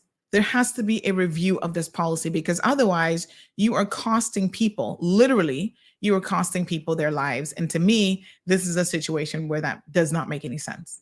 And it can't be about the money. It has to be about we get you to the location where you can get the help that you need the quickest. So, I mentioned that you guys don't read. So let's look at some of the comments because I'm flabbergasted when people just comment. I get it. And I tell people this all the time. People are like, oh, Sandy, and I need you to do a story and blah, blah, blah. And I said, listen to me. People don't read. You want people to understand what you're saying? Come on the show. Do an interview, right? We can pre-record it. There's other options. But when you force people to read, this is the kind of thing that ends up happening. So let me show y'all a thing or two. All right, so here's the article. It now has 31 comments. Let's see who reads from who doesn't read. First of all, please remember that on Facebook is always doing things or changing things up. It will show you what they say is the most relevant comments. I don't know how Facebook determines what is relevant. Let me increase this so y'all can see it a little bit better. I don't know how they determine what's relevant from what isn't relevant, but they have this new feature. And so you need to change this. See that little drop down list? You can do it on your you can do it on your phone as well. Change it to all comments so that then you see everything. Because otherwise, you're only going to see a handful of comments, right? So poor Phyllis, I don't know. Phyllis Parchment, you didn't read the story because you got it all wrong. So Phyllis's great topic. Why is a hospital refusing, like Health City cases? This does not sound like a first. They are not refusing cases. And guess what? 12 people actually agreed with Phyllis's comment, which means all 12 of you didn't read the story either. So it doesn't say that. The title, and this is what they see on Facebook, denial of access to Health City ER. It's a question mark. And then it also gives you the first two paragraphs. It says the community is asking questions about the availability of emergency services in the Eastern Districts after yesterday's motorcycle fatality, at Parker's Raceway. A misconception is that Health City Cayman Islands does not have the capacity to deal with these types of emergencies. So even if you did not, folks, go in and read the article, even if you read just the first two paragraphs that are attached in the Facebook post, how do you then turn around and post that Health City is the one who's refusing to accept cases? That's not what it says. It says there is a misconception. That means that there's misinformation out there that Health City doesn't have the capacity. Y'all need to read. You know what the best way is to keep people ignorant is to simply put it in a book. Y'all know this is the truth. Put something in a book and you will keep the masses ignorant because people will not read and they will not seek to understand anything. So this is not correct. Then we commented and we said they're not refusing cases. And only 4 people like that. It's like, what? It's like, what is wrong with you all? So Maryland says Health City has no ER as far as I know. Maryland, I have just told you that they do. Y'all need to read. Since 2018, since late 2018, they've had an emergency bay. The photo attached to the story, this is at Health City. Can I say it any simpler? I guess Health City needs to start running commercials that say, yes, we have an emergency facility. We can handle trauma. We have specialists. We have physicians managed 24/7 around the clock. All of the nurses in that area have worked in advanced trauma centers prior to coming to Health City. I don't know how to make it any simpler, but somebody's missing the boat. The lack of comprehension sometimes is really, really shocking. Good morning, caller. Hello? Hi, good morning again, Sandy. Yes, sir. Well, you hitting people on the nerves. Reading is a thing, isn't it? Yeah, trust me. Listen, like I said, if you want people to not know something, put it in writing. Because they're not gonna read it. That's the reason why that most of the people here, most of us as Caymanians get taken advantage of, because they go by the word of mouth and nothing in black and white. And when you go to establishments, is, well, he told me I could do this. Do you have it in black and white? Do you have it in email form or text form? No, but I trust his word. No, it ain't gonna work. Mm-hmm. One of the things, I know I have a friend of mine who several years ago, that kind of math kind of added up. His father, and he could call me on my phone and correct me, but his father had a heart incident where they had to take his father to, and I think you know exactly what I'm talking about. He had a heart incident in East End, and they took him to Health City. At the time, they did not have it ready and available, and they had to take him to town. Okay, after that, he caused a big stink, and they had it available shortly thereafter. So when you saying that, and I'm looking back at the death of his father, I kind of figured out it's kind of run within the timeline. Number two, a friend of mine just got in a motor vehicle accident again, a motorcycle accident a few months ago, which he is now one of his legs amputee, right in the front of Shedder's Hospital, and they would not take him. Of course, they had to take him all the way to town. Okay. The whole thing of it is that if that, you said the time of an essence, and time is an essence, especially when it comes to a drowning victim or any type of emergency. Internal bleeds, you have 20 to 25 minutes to assess the situation and get them to the hospital. An hour and a half is where your body is starting to shut down. Your kidneys are starting to shut down, your liver is starting to shut down, and to try to survive, everything's going to start to shut down to make your heart constantly continue to bleed. And it's worse if you have internal. Now, why did it, and no one's going to move him because you have a greater risk if it's a motor vehicle accident. No one's should move him because you could have worse of a spinal injury or anything like that. You were trained not to move anyone out of a motor vehicle accident unless it causes imminent death or the car catches on fire, then you have to remove them from the vehicle. But we just to show you, we had a friend of ours that got in a motorcycle accident in Texas. He was doing 200 plus miles an hour. Just broke the speed record, right? He got in a motor vehicle accident. They had EMTs, everything on standby there, right? If he had to wait an hour and a half to get that, he would never have come back to Cayman and survive. The guy is alive, and you cannot get a worse hit than doing 200 miles plus miles an hour. And as a bike rider, time is of an essence. Okay, very much of an essence. And I recall, and everyone that knows my voice, I hit a car doing 70 miles an hour, ricocheted off the car. I still yet to find a shoe. One of my shoes went missing. And because there was an EMT on hand that was driving by to seeing it, that gentleman actually saved my life. Okay, so time of an essence. The only thing that I do not understand, and people are going to have to question this, why it was not, because as far as I recall, no track race are allowed to open unless you have an EMT and fire. That's one. Number two, for years, they were trying to get, in respect to the gentlemen, the people, the hard workers of the fire department, they were trying to get the ambulance and the fire department consolidated together. They have a property up in Bordentown by Local Garden that they're now using for recyclable dump. They were supposed to have an ambulance care up that side, and all now that the line is cleared out, but they cannot put an ambulance and the fire up that side. And they need it. Ambulance need to be up in that area, because when you call an ambulance in East End, they got to come either from north side, and it takes them at least 20 to 25 minutes to get to you. They're supposed to have an ambulance to you within 15 minutes. They're shorter ambulances. They get more ambulances, or the other blue ambulance, start using them. You know, and that's the thing. It's like our healthcare system or emergency service is not there, but yet they're willing to come and chase you down and collect for your ambulance or whatever the case may be.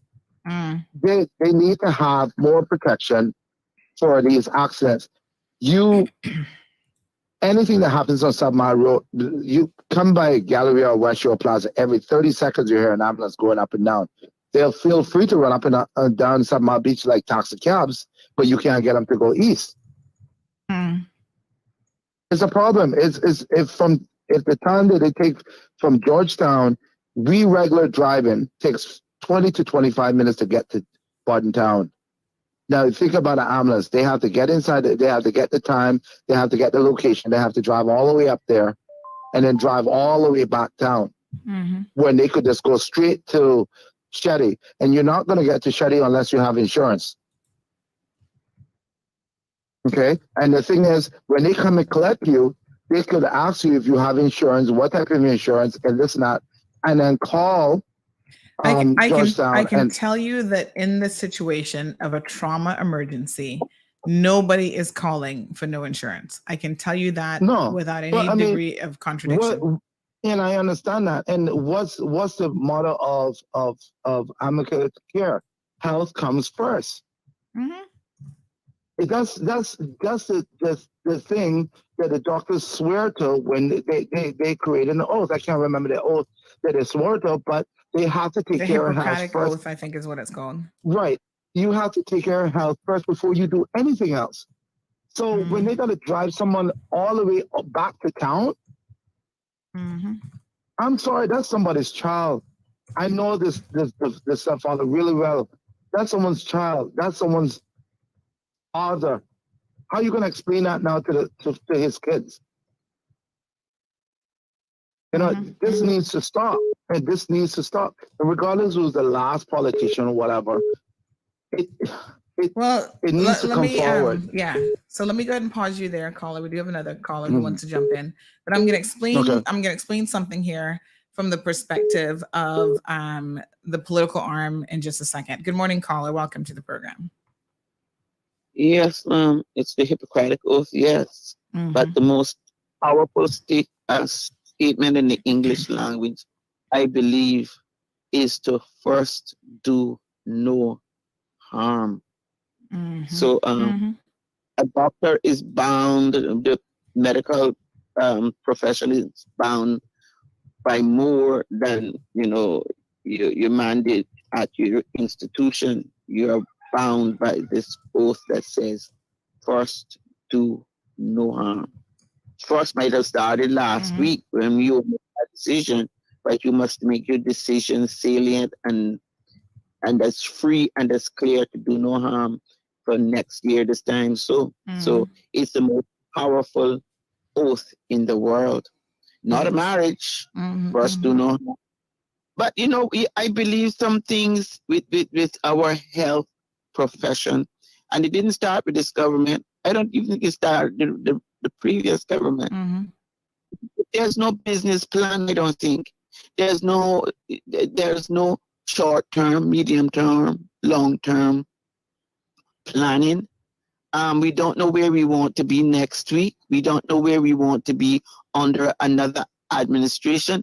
And really, I believe health and education should be the holy grail, or the holy grails, because everybody falls under the impact and the do good or do no good of health and education. I don't see where two sides have the time to argue about health and education in this country. I don't see where one side can bring something little shade and lay on the table that the other side has to argue. Really, as a voter, I would vote you out and I would keep you out if I can smell the tinge of anything that anybody is trying to do against health and education in this country. And Cayman is small enough. We are family intermingled enough for us to know what's going on, and it shouldn't be difficult. And like I said, I can't kill the minister in this administration. I think minister is trying to do little things. It might not be big things, but I know she's trying to do little things to upgrade the system. She bought us some new furniture and stuff. When you go inside, you feel good. That is part of the healing too. But as a government, as a country, we need to have short-term goals, medium-term goals, and we need to see where we are going to be in the future. And I mean, with our own trained professionals. We can't continue to outsource, because basically that's what they've been living here. But that's basically what we're doing. We are outsourcing our medical professionals and the profession, not professional. We're outsourcing them. We don't have any Caymanians being trained up. We don't want a 2-year doctor, and we don't want a 9-month nurse. We want people who are trained. Well, let me let me say this. I mean, I think the physicians at HSA, we're actually going to invite Shamari onto the program so we can clarify a few things. But I do believe that they're here at least a minimum of 7 years before, I guess, the immigration laws force them to be rotated out. But they have invested a significant amount of money in infrastructure at Health City. And as we can see now, they're building Health City Community. Folks, this is millions of dollars. And one of the observations that I want to make is I see a lot of people commingling and confusing issues. Number one, caller, shall I let you go? Did you? Because I'm going to go on for a minute here. That's okay. You're kind of going where I want to go. I want to know really what's happening with the government. What are our plans? Where do we see ourselves in 10 years, 15 years? And the premiere is supposed to be coming on the show on Thursday. So we're going to ask him that question. Yes, make sure you tune in on Thursday. All right. So listen, couple things here. Number one, I see you guys commingling the issue of Health City and the concessions. Now, a decision has just come down in relation to concessions that is very, very interesting. And we're going to talk about that. I'm going to let you guys know if that's going to be tomorrow or Friday, because listen, my days are going by really quickly this week. But that is one discussion. But because people are so confused and they're simply not getting, like, here's Wilbur says, stop giving them concessions. That doesn't have anything to do with this story, right? That's a whole separate story. And for the record, when the first stories we did is the finance minister having the ability to waive stamp duty. That's another form of concession for whoever he or she wishes. The discretion, it's a complete discretionary power. Nobody can tell that minister how to do it, when to do it, or nothing. And we brought up a whole situation where someone was levying complaints against then Minister Marco Archer, saying that, hold on a second, I'm not getting it for one to be added on to my aunt's property who's elderly and who may need to use it for medical care, blah, blah, blah.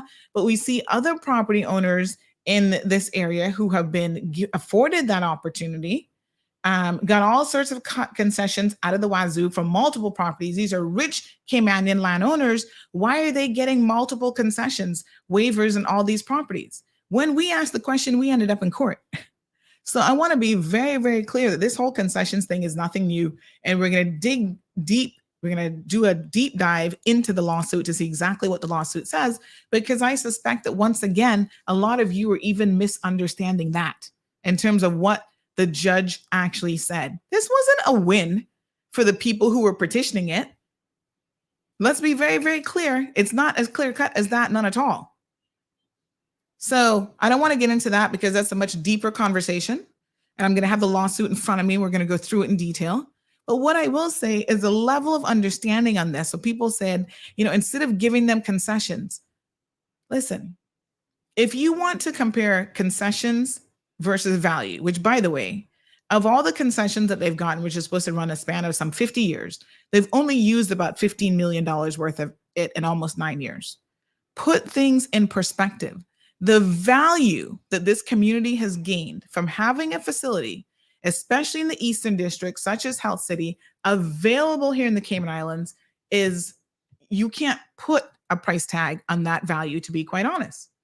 Now, here's what some people have said, right? This person, Miss Irma Art, she says, you can use my name. I have been to Health City Emergency, and Dr. Ravi saved my life when I had a heart attack. I was driven by my son, and we did not call 911 because then they wouldn't have taken her there. right? Health City has access to an ambulatory service. Remember the 39-year-old that I told you guys about a couple weeks ago? I might have brought this story up, who was having a massive heart attack, what they call the widow maker, because most people do not survive it. In the middle of the night, 3:00 in the morning, the dog wakes him up and he's having a heart attack. And he says to his wife, I think I'm having a heart attack. She's like, what? You're only 39 years old. How can you be having a heart attack? He says, take me to Health City right now. His life was saved because of the expert.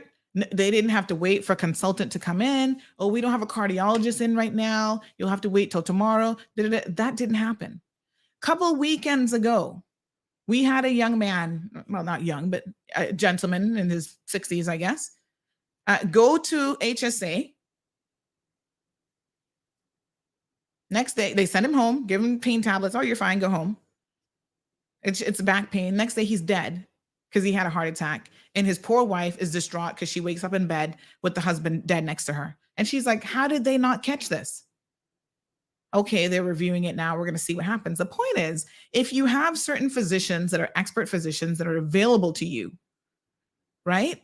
You use that facility. It doesn't make any sense to me why we are not doing this. And this is not a situation where Health City is to blame. Kevin, I see you. Give me one quick second.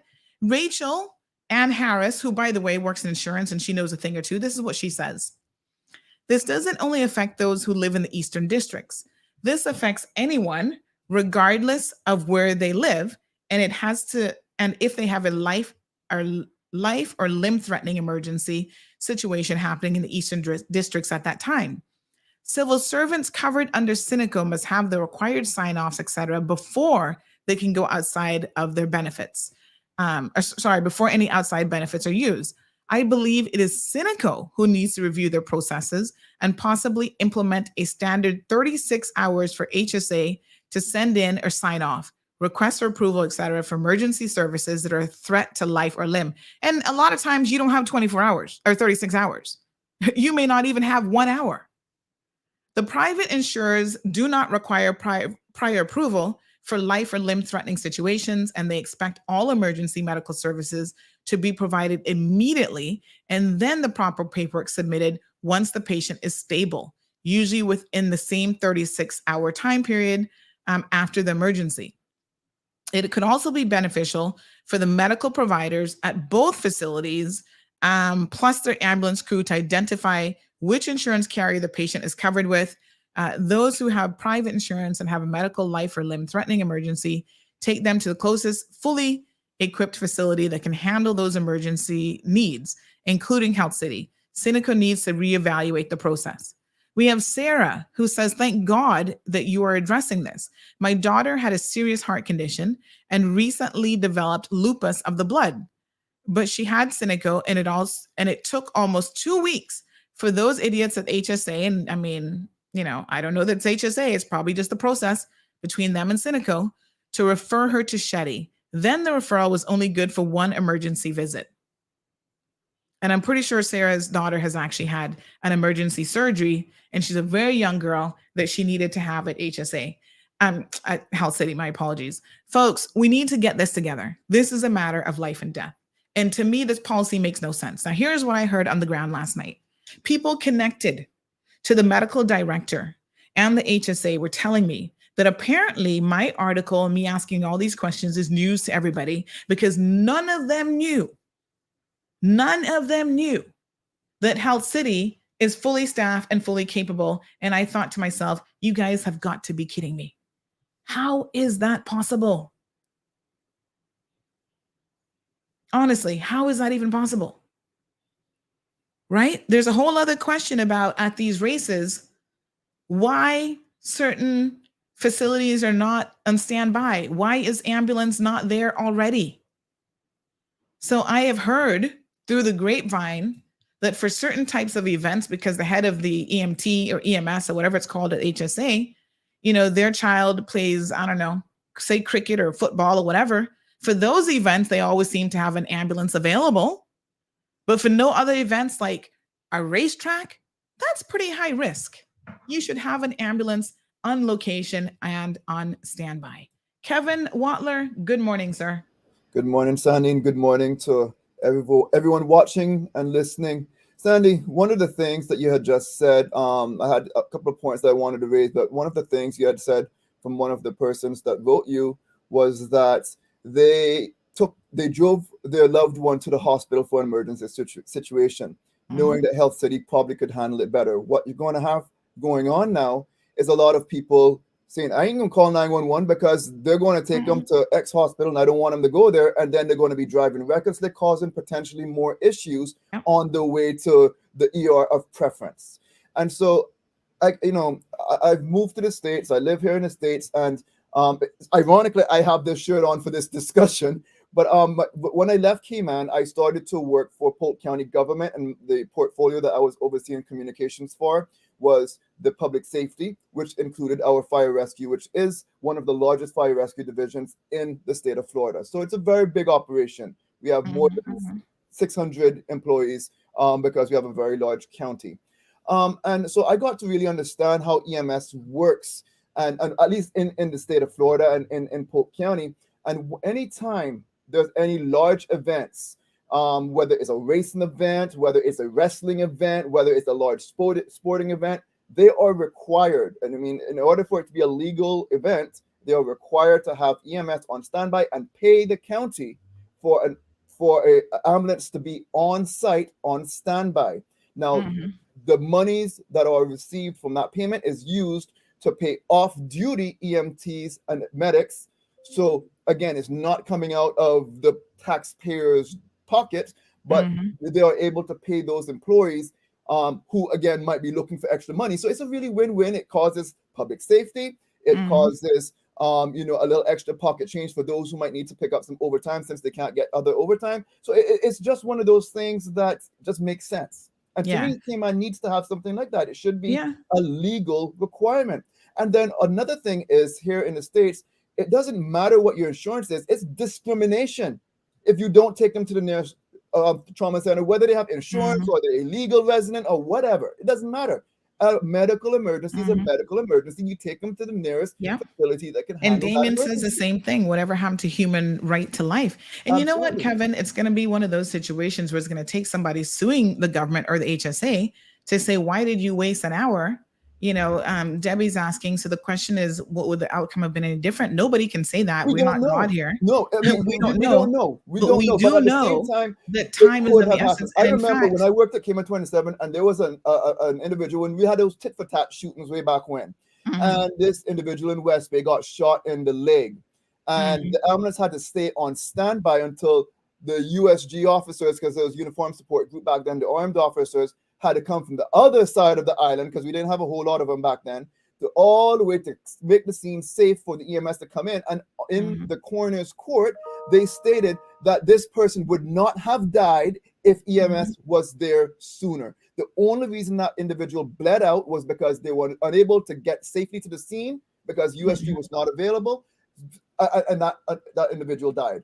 And it's all linked. So we need to have better systems in place because life safety is the highest priority. And then the caller before also talked about consolidation of the fire and ambulance services. That is something when I first came over here, that was something that had just happened. I missed kind of the brunt of it, but it had just happened. And there was a lot of resistance. People who are all EMS were hating the fire guys, and the firefighters were hating the EMS people. But then afterwards, they learned to come together. It was like an arranged marriage for them, unfortunately. But then it really not only saved the government money, but it improved the fire and EMS services that government provides. Now they're all firefighters, EMTs, or firefighter paramedics.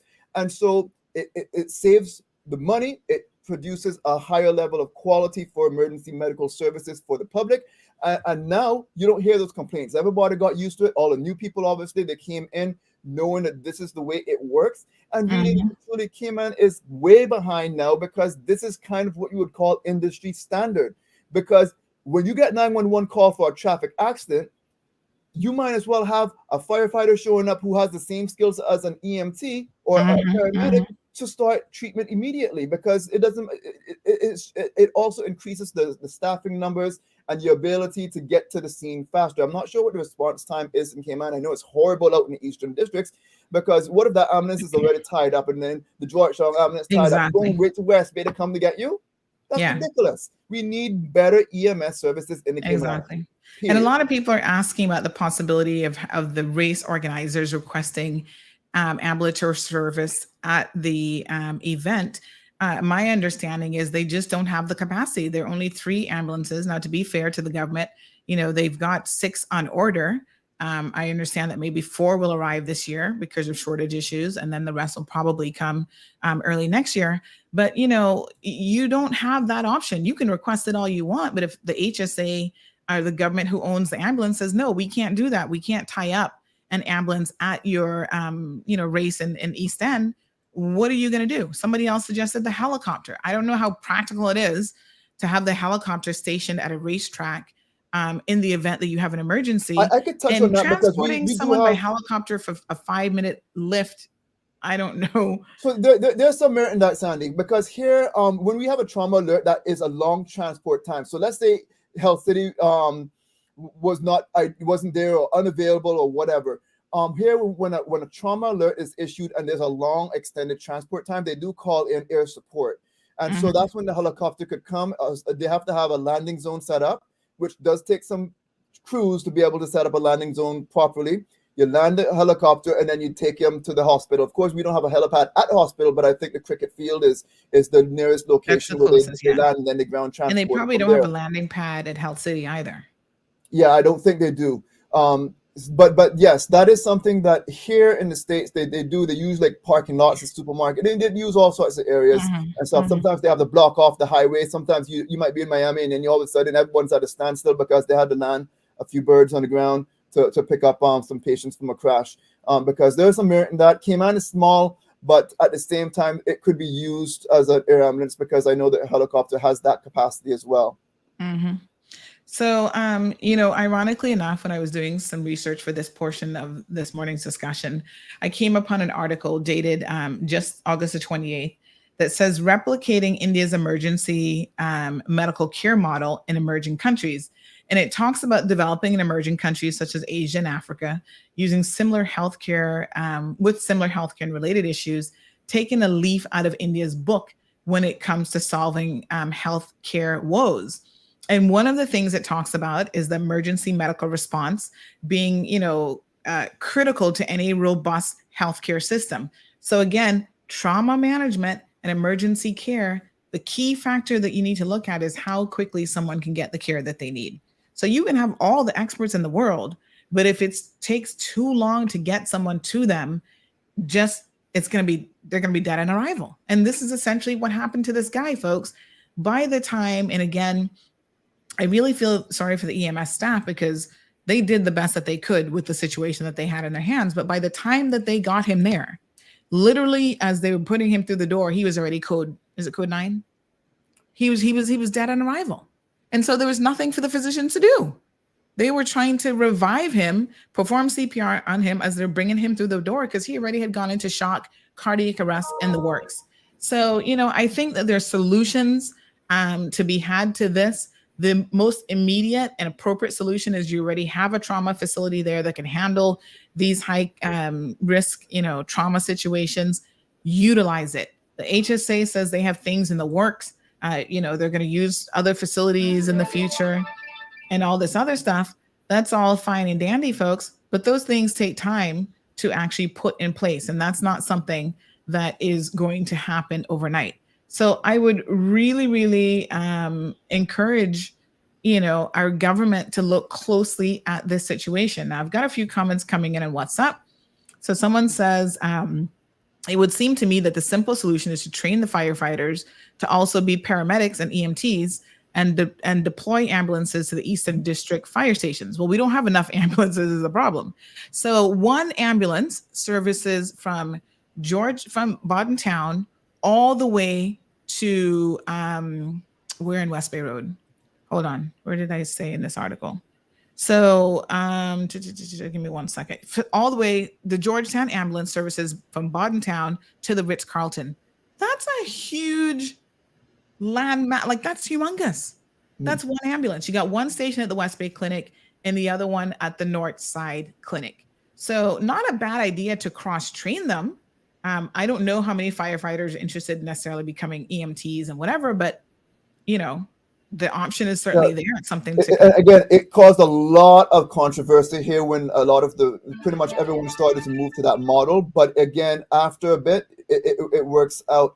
And one of the next things too, if you I know we're limited by not having enough ambulances on the island, but it doesn't mean you can't have a paramedic on standby with emergency equipment in a non-emergency ambulance or something of that sort to start emergency medical care on site. I mean, yes, I believe the article did say that there was an off-duty doctor that just happened to be present to assist, but his hands are not going to have all the extra tools on site. So if you have something outfitted, pretty much like when we deal with mass casualties here, we have pretty much a trailer, a portable trailer that has all of the trauma type of setup where you could start emergency care on site. And then if the ambulance is unavailable, because I know that there have been situations where they say, oh, well, we're tied up on a few calls and X, Y, and Z, and we won't be there enough time.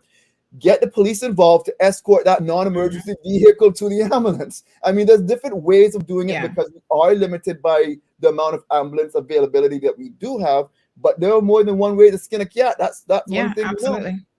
And this person goes on to say that the fire station, the Frank Sound fire station, is closer to the Breakers Raid track than the North Sound Clinic. Makes sense to have ambulances at the fire station with firefighter paramedics.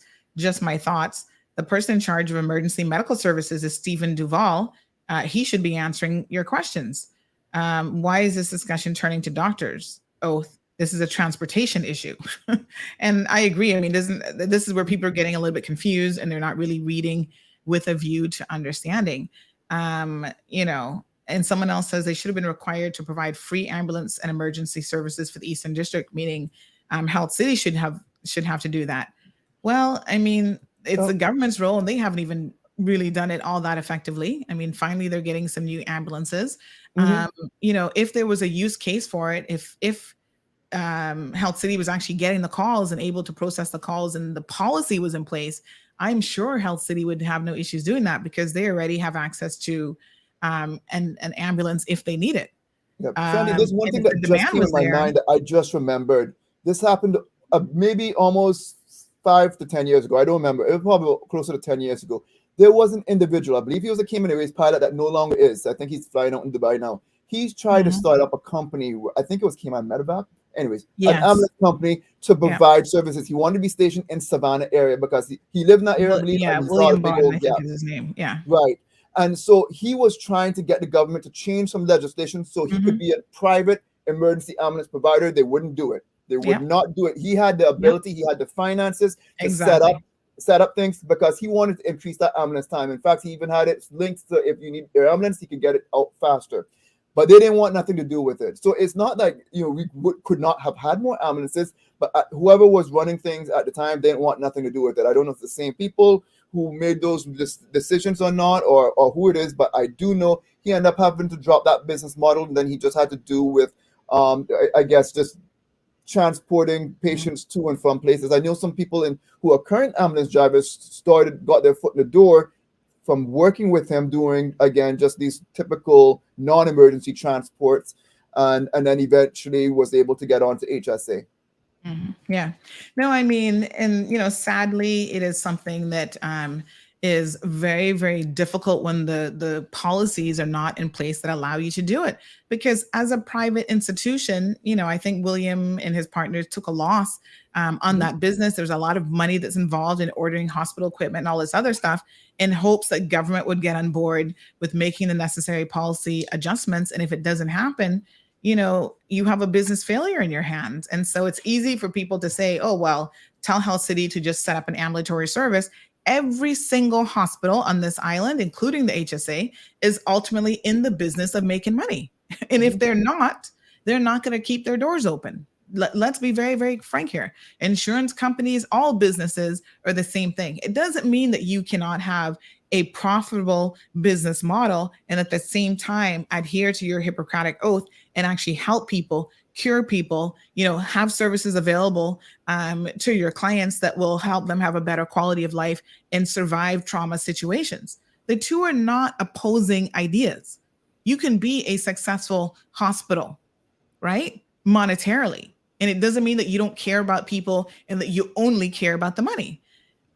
So I kind of chuckle when physicians in particular will say, oh, well, tell them to do something out of the kindness of their heart, because the question is, would you be doing it if you were going to be taking a financial loss? I don't think so. There are facilities on this island who got rid of the maternity ward because they're like, it's not profitable. It's too high risk. We're losing money, blah, blah, blah. We see it all the time. Trinke has had multiple owners because one owner wasn't able to make it profitable. So he got out of the business and downsized. And people, the physician business, if we put it that way, being in the medical business is not cheap to get into. It's expensive equipment, staff, qualified staff costs money. A lot of them come at a premium for their services and so on. No one is in the business of losing money. Let's be very, very clear about that, right? But there has to be a balance here. And if the government policy, I don't know if it's a cynical policy, I don't know if it's a policy at the ministerial level or whatever the situation is, if that is preventing hospital ambulances or government ambulances from taking patients to Health City when they're right there, that is problematic. Because even if HSA went out and invested in their own ambulances, there's no policy that says when a 911 call comes in, that it will be going to the ambulance with Health City. That policy still isn't in place. So those types of comments are not particularly helpful and make absolutely no sense. Let's read a few comments, and I do have to get going. Kevin, you can continue the show if you want, but I've got to, speaking of the hospital, I need to take my daughter to an appointment. So at the HSA. So Anthony says, regarding merit with air support for emergencies, are these two helicopters one-dimensional or is it the mindset? I'm not really quite sure. I mean, the helicopters provide what assistance they can. So they do medevac people all the time from the sister islands to Grand Cayman. I don't know that they use them a lot here on Grand Cayman to move people around the island. Normally they use the ambulatory services for that. Mark says they want to control, they just don't want the change. John says, Flash, I hear you, but it's a life at stake. Deal with the cost later. Yeah, listen, in an emergency situation, even when you go to the HSA, nobody's saying to you when you're, you just got hit by a bike or a car is running into you, whatever. Nobody's, as you in the EMT van or the ambulance, they're giving you CPR and asking you to show their insurance card. Nobody's doing that. Let us be very, very clear here. So all these things about, oh, well, you need to show insurance first. It's not in the life and death situations that we're talking about where people are like, oh, show me your insurance before I'll, get you breathing again. That's not what this is about. So again, don't mix up the issues, because when you muddle the water, all you see is a bunch of murkiness and nothing makes any sense.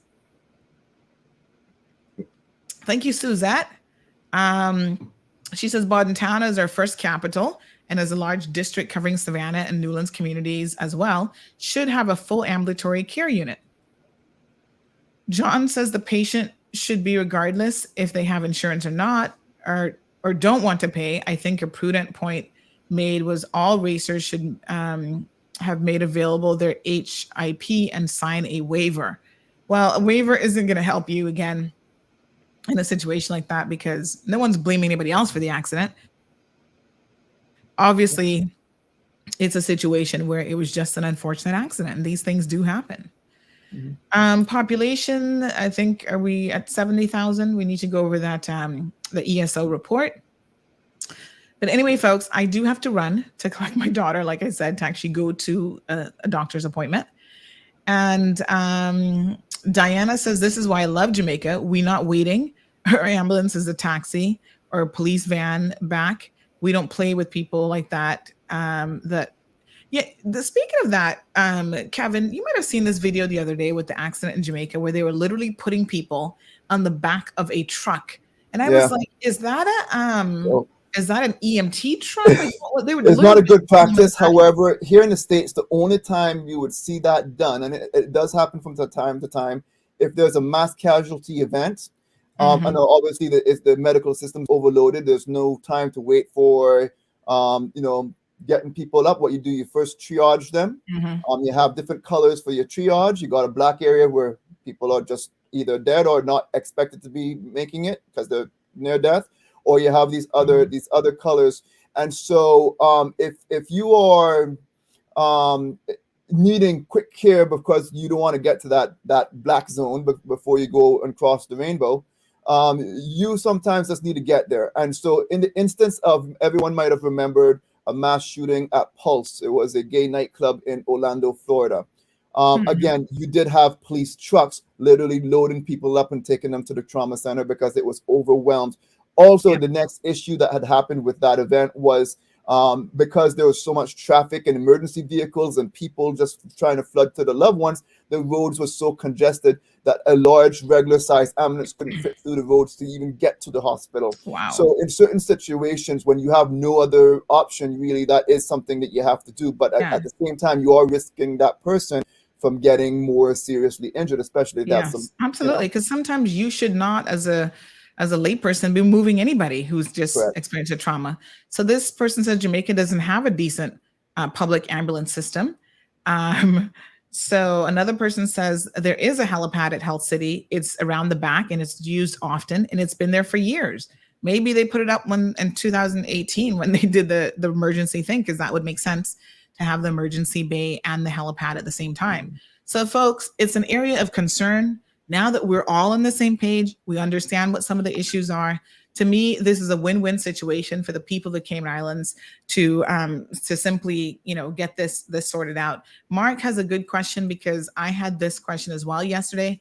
He says, what's the purpose of the EMT truck? So I asked the experts who were out in the fields, and the response that I got is the EMT truck actually assist. Sometimes they get there ahead of the ambulance. I mean, I don't know where they're located necessarily, but they actually get there ahead of the ambulance, and they can provide a lot of the same emergency services.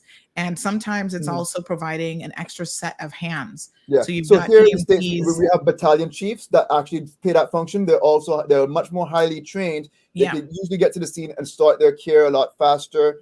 And so they go to calls just like the ambulance. It's just that maybe they don't have all the equipment. I'm not sure, but the truck responded and helped to try to stabilize him. So I thought that was a pretty good question. All right, folks. Excellent discussion today. Kevin, thank you so much for joining the conversation. As you guys know, Kevin is also a heart patient. So he is very, very grateful, I'm sure, to have experts like that now available on island who can offer, life-saving services. Absolutely. And Kevin, one day we'll have to remind people about your journey. And Kevin has also been doing his own fitness and wellness journey.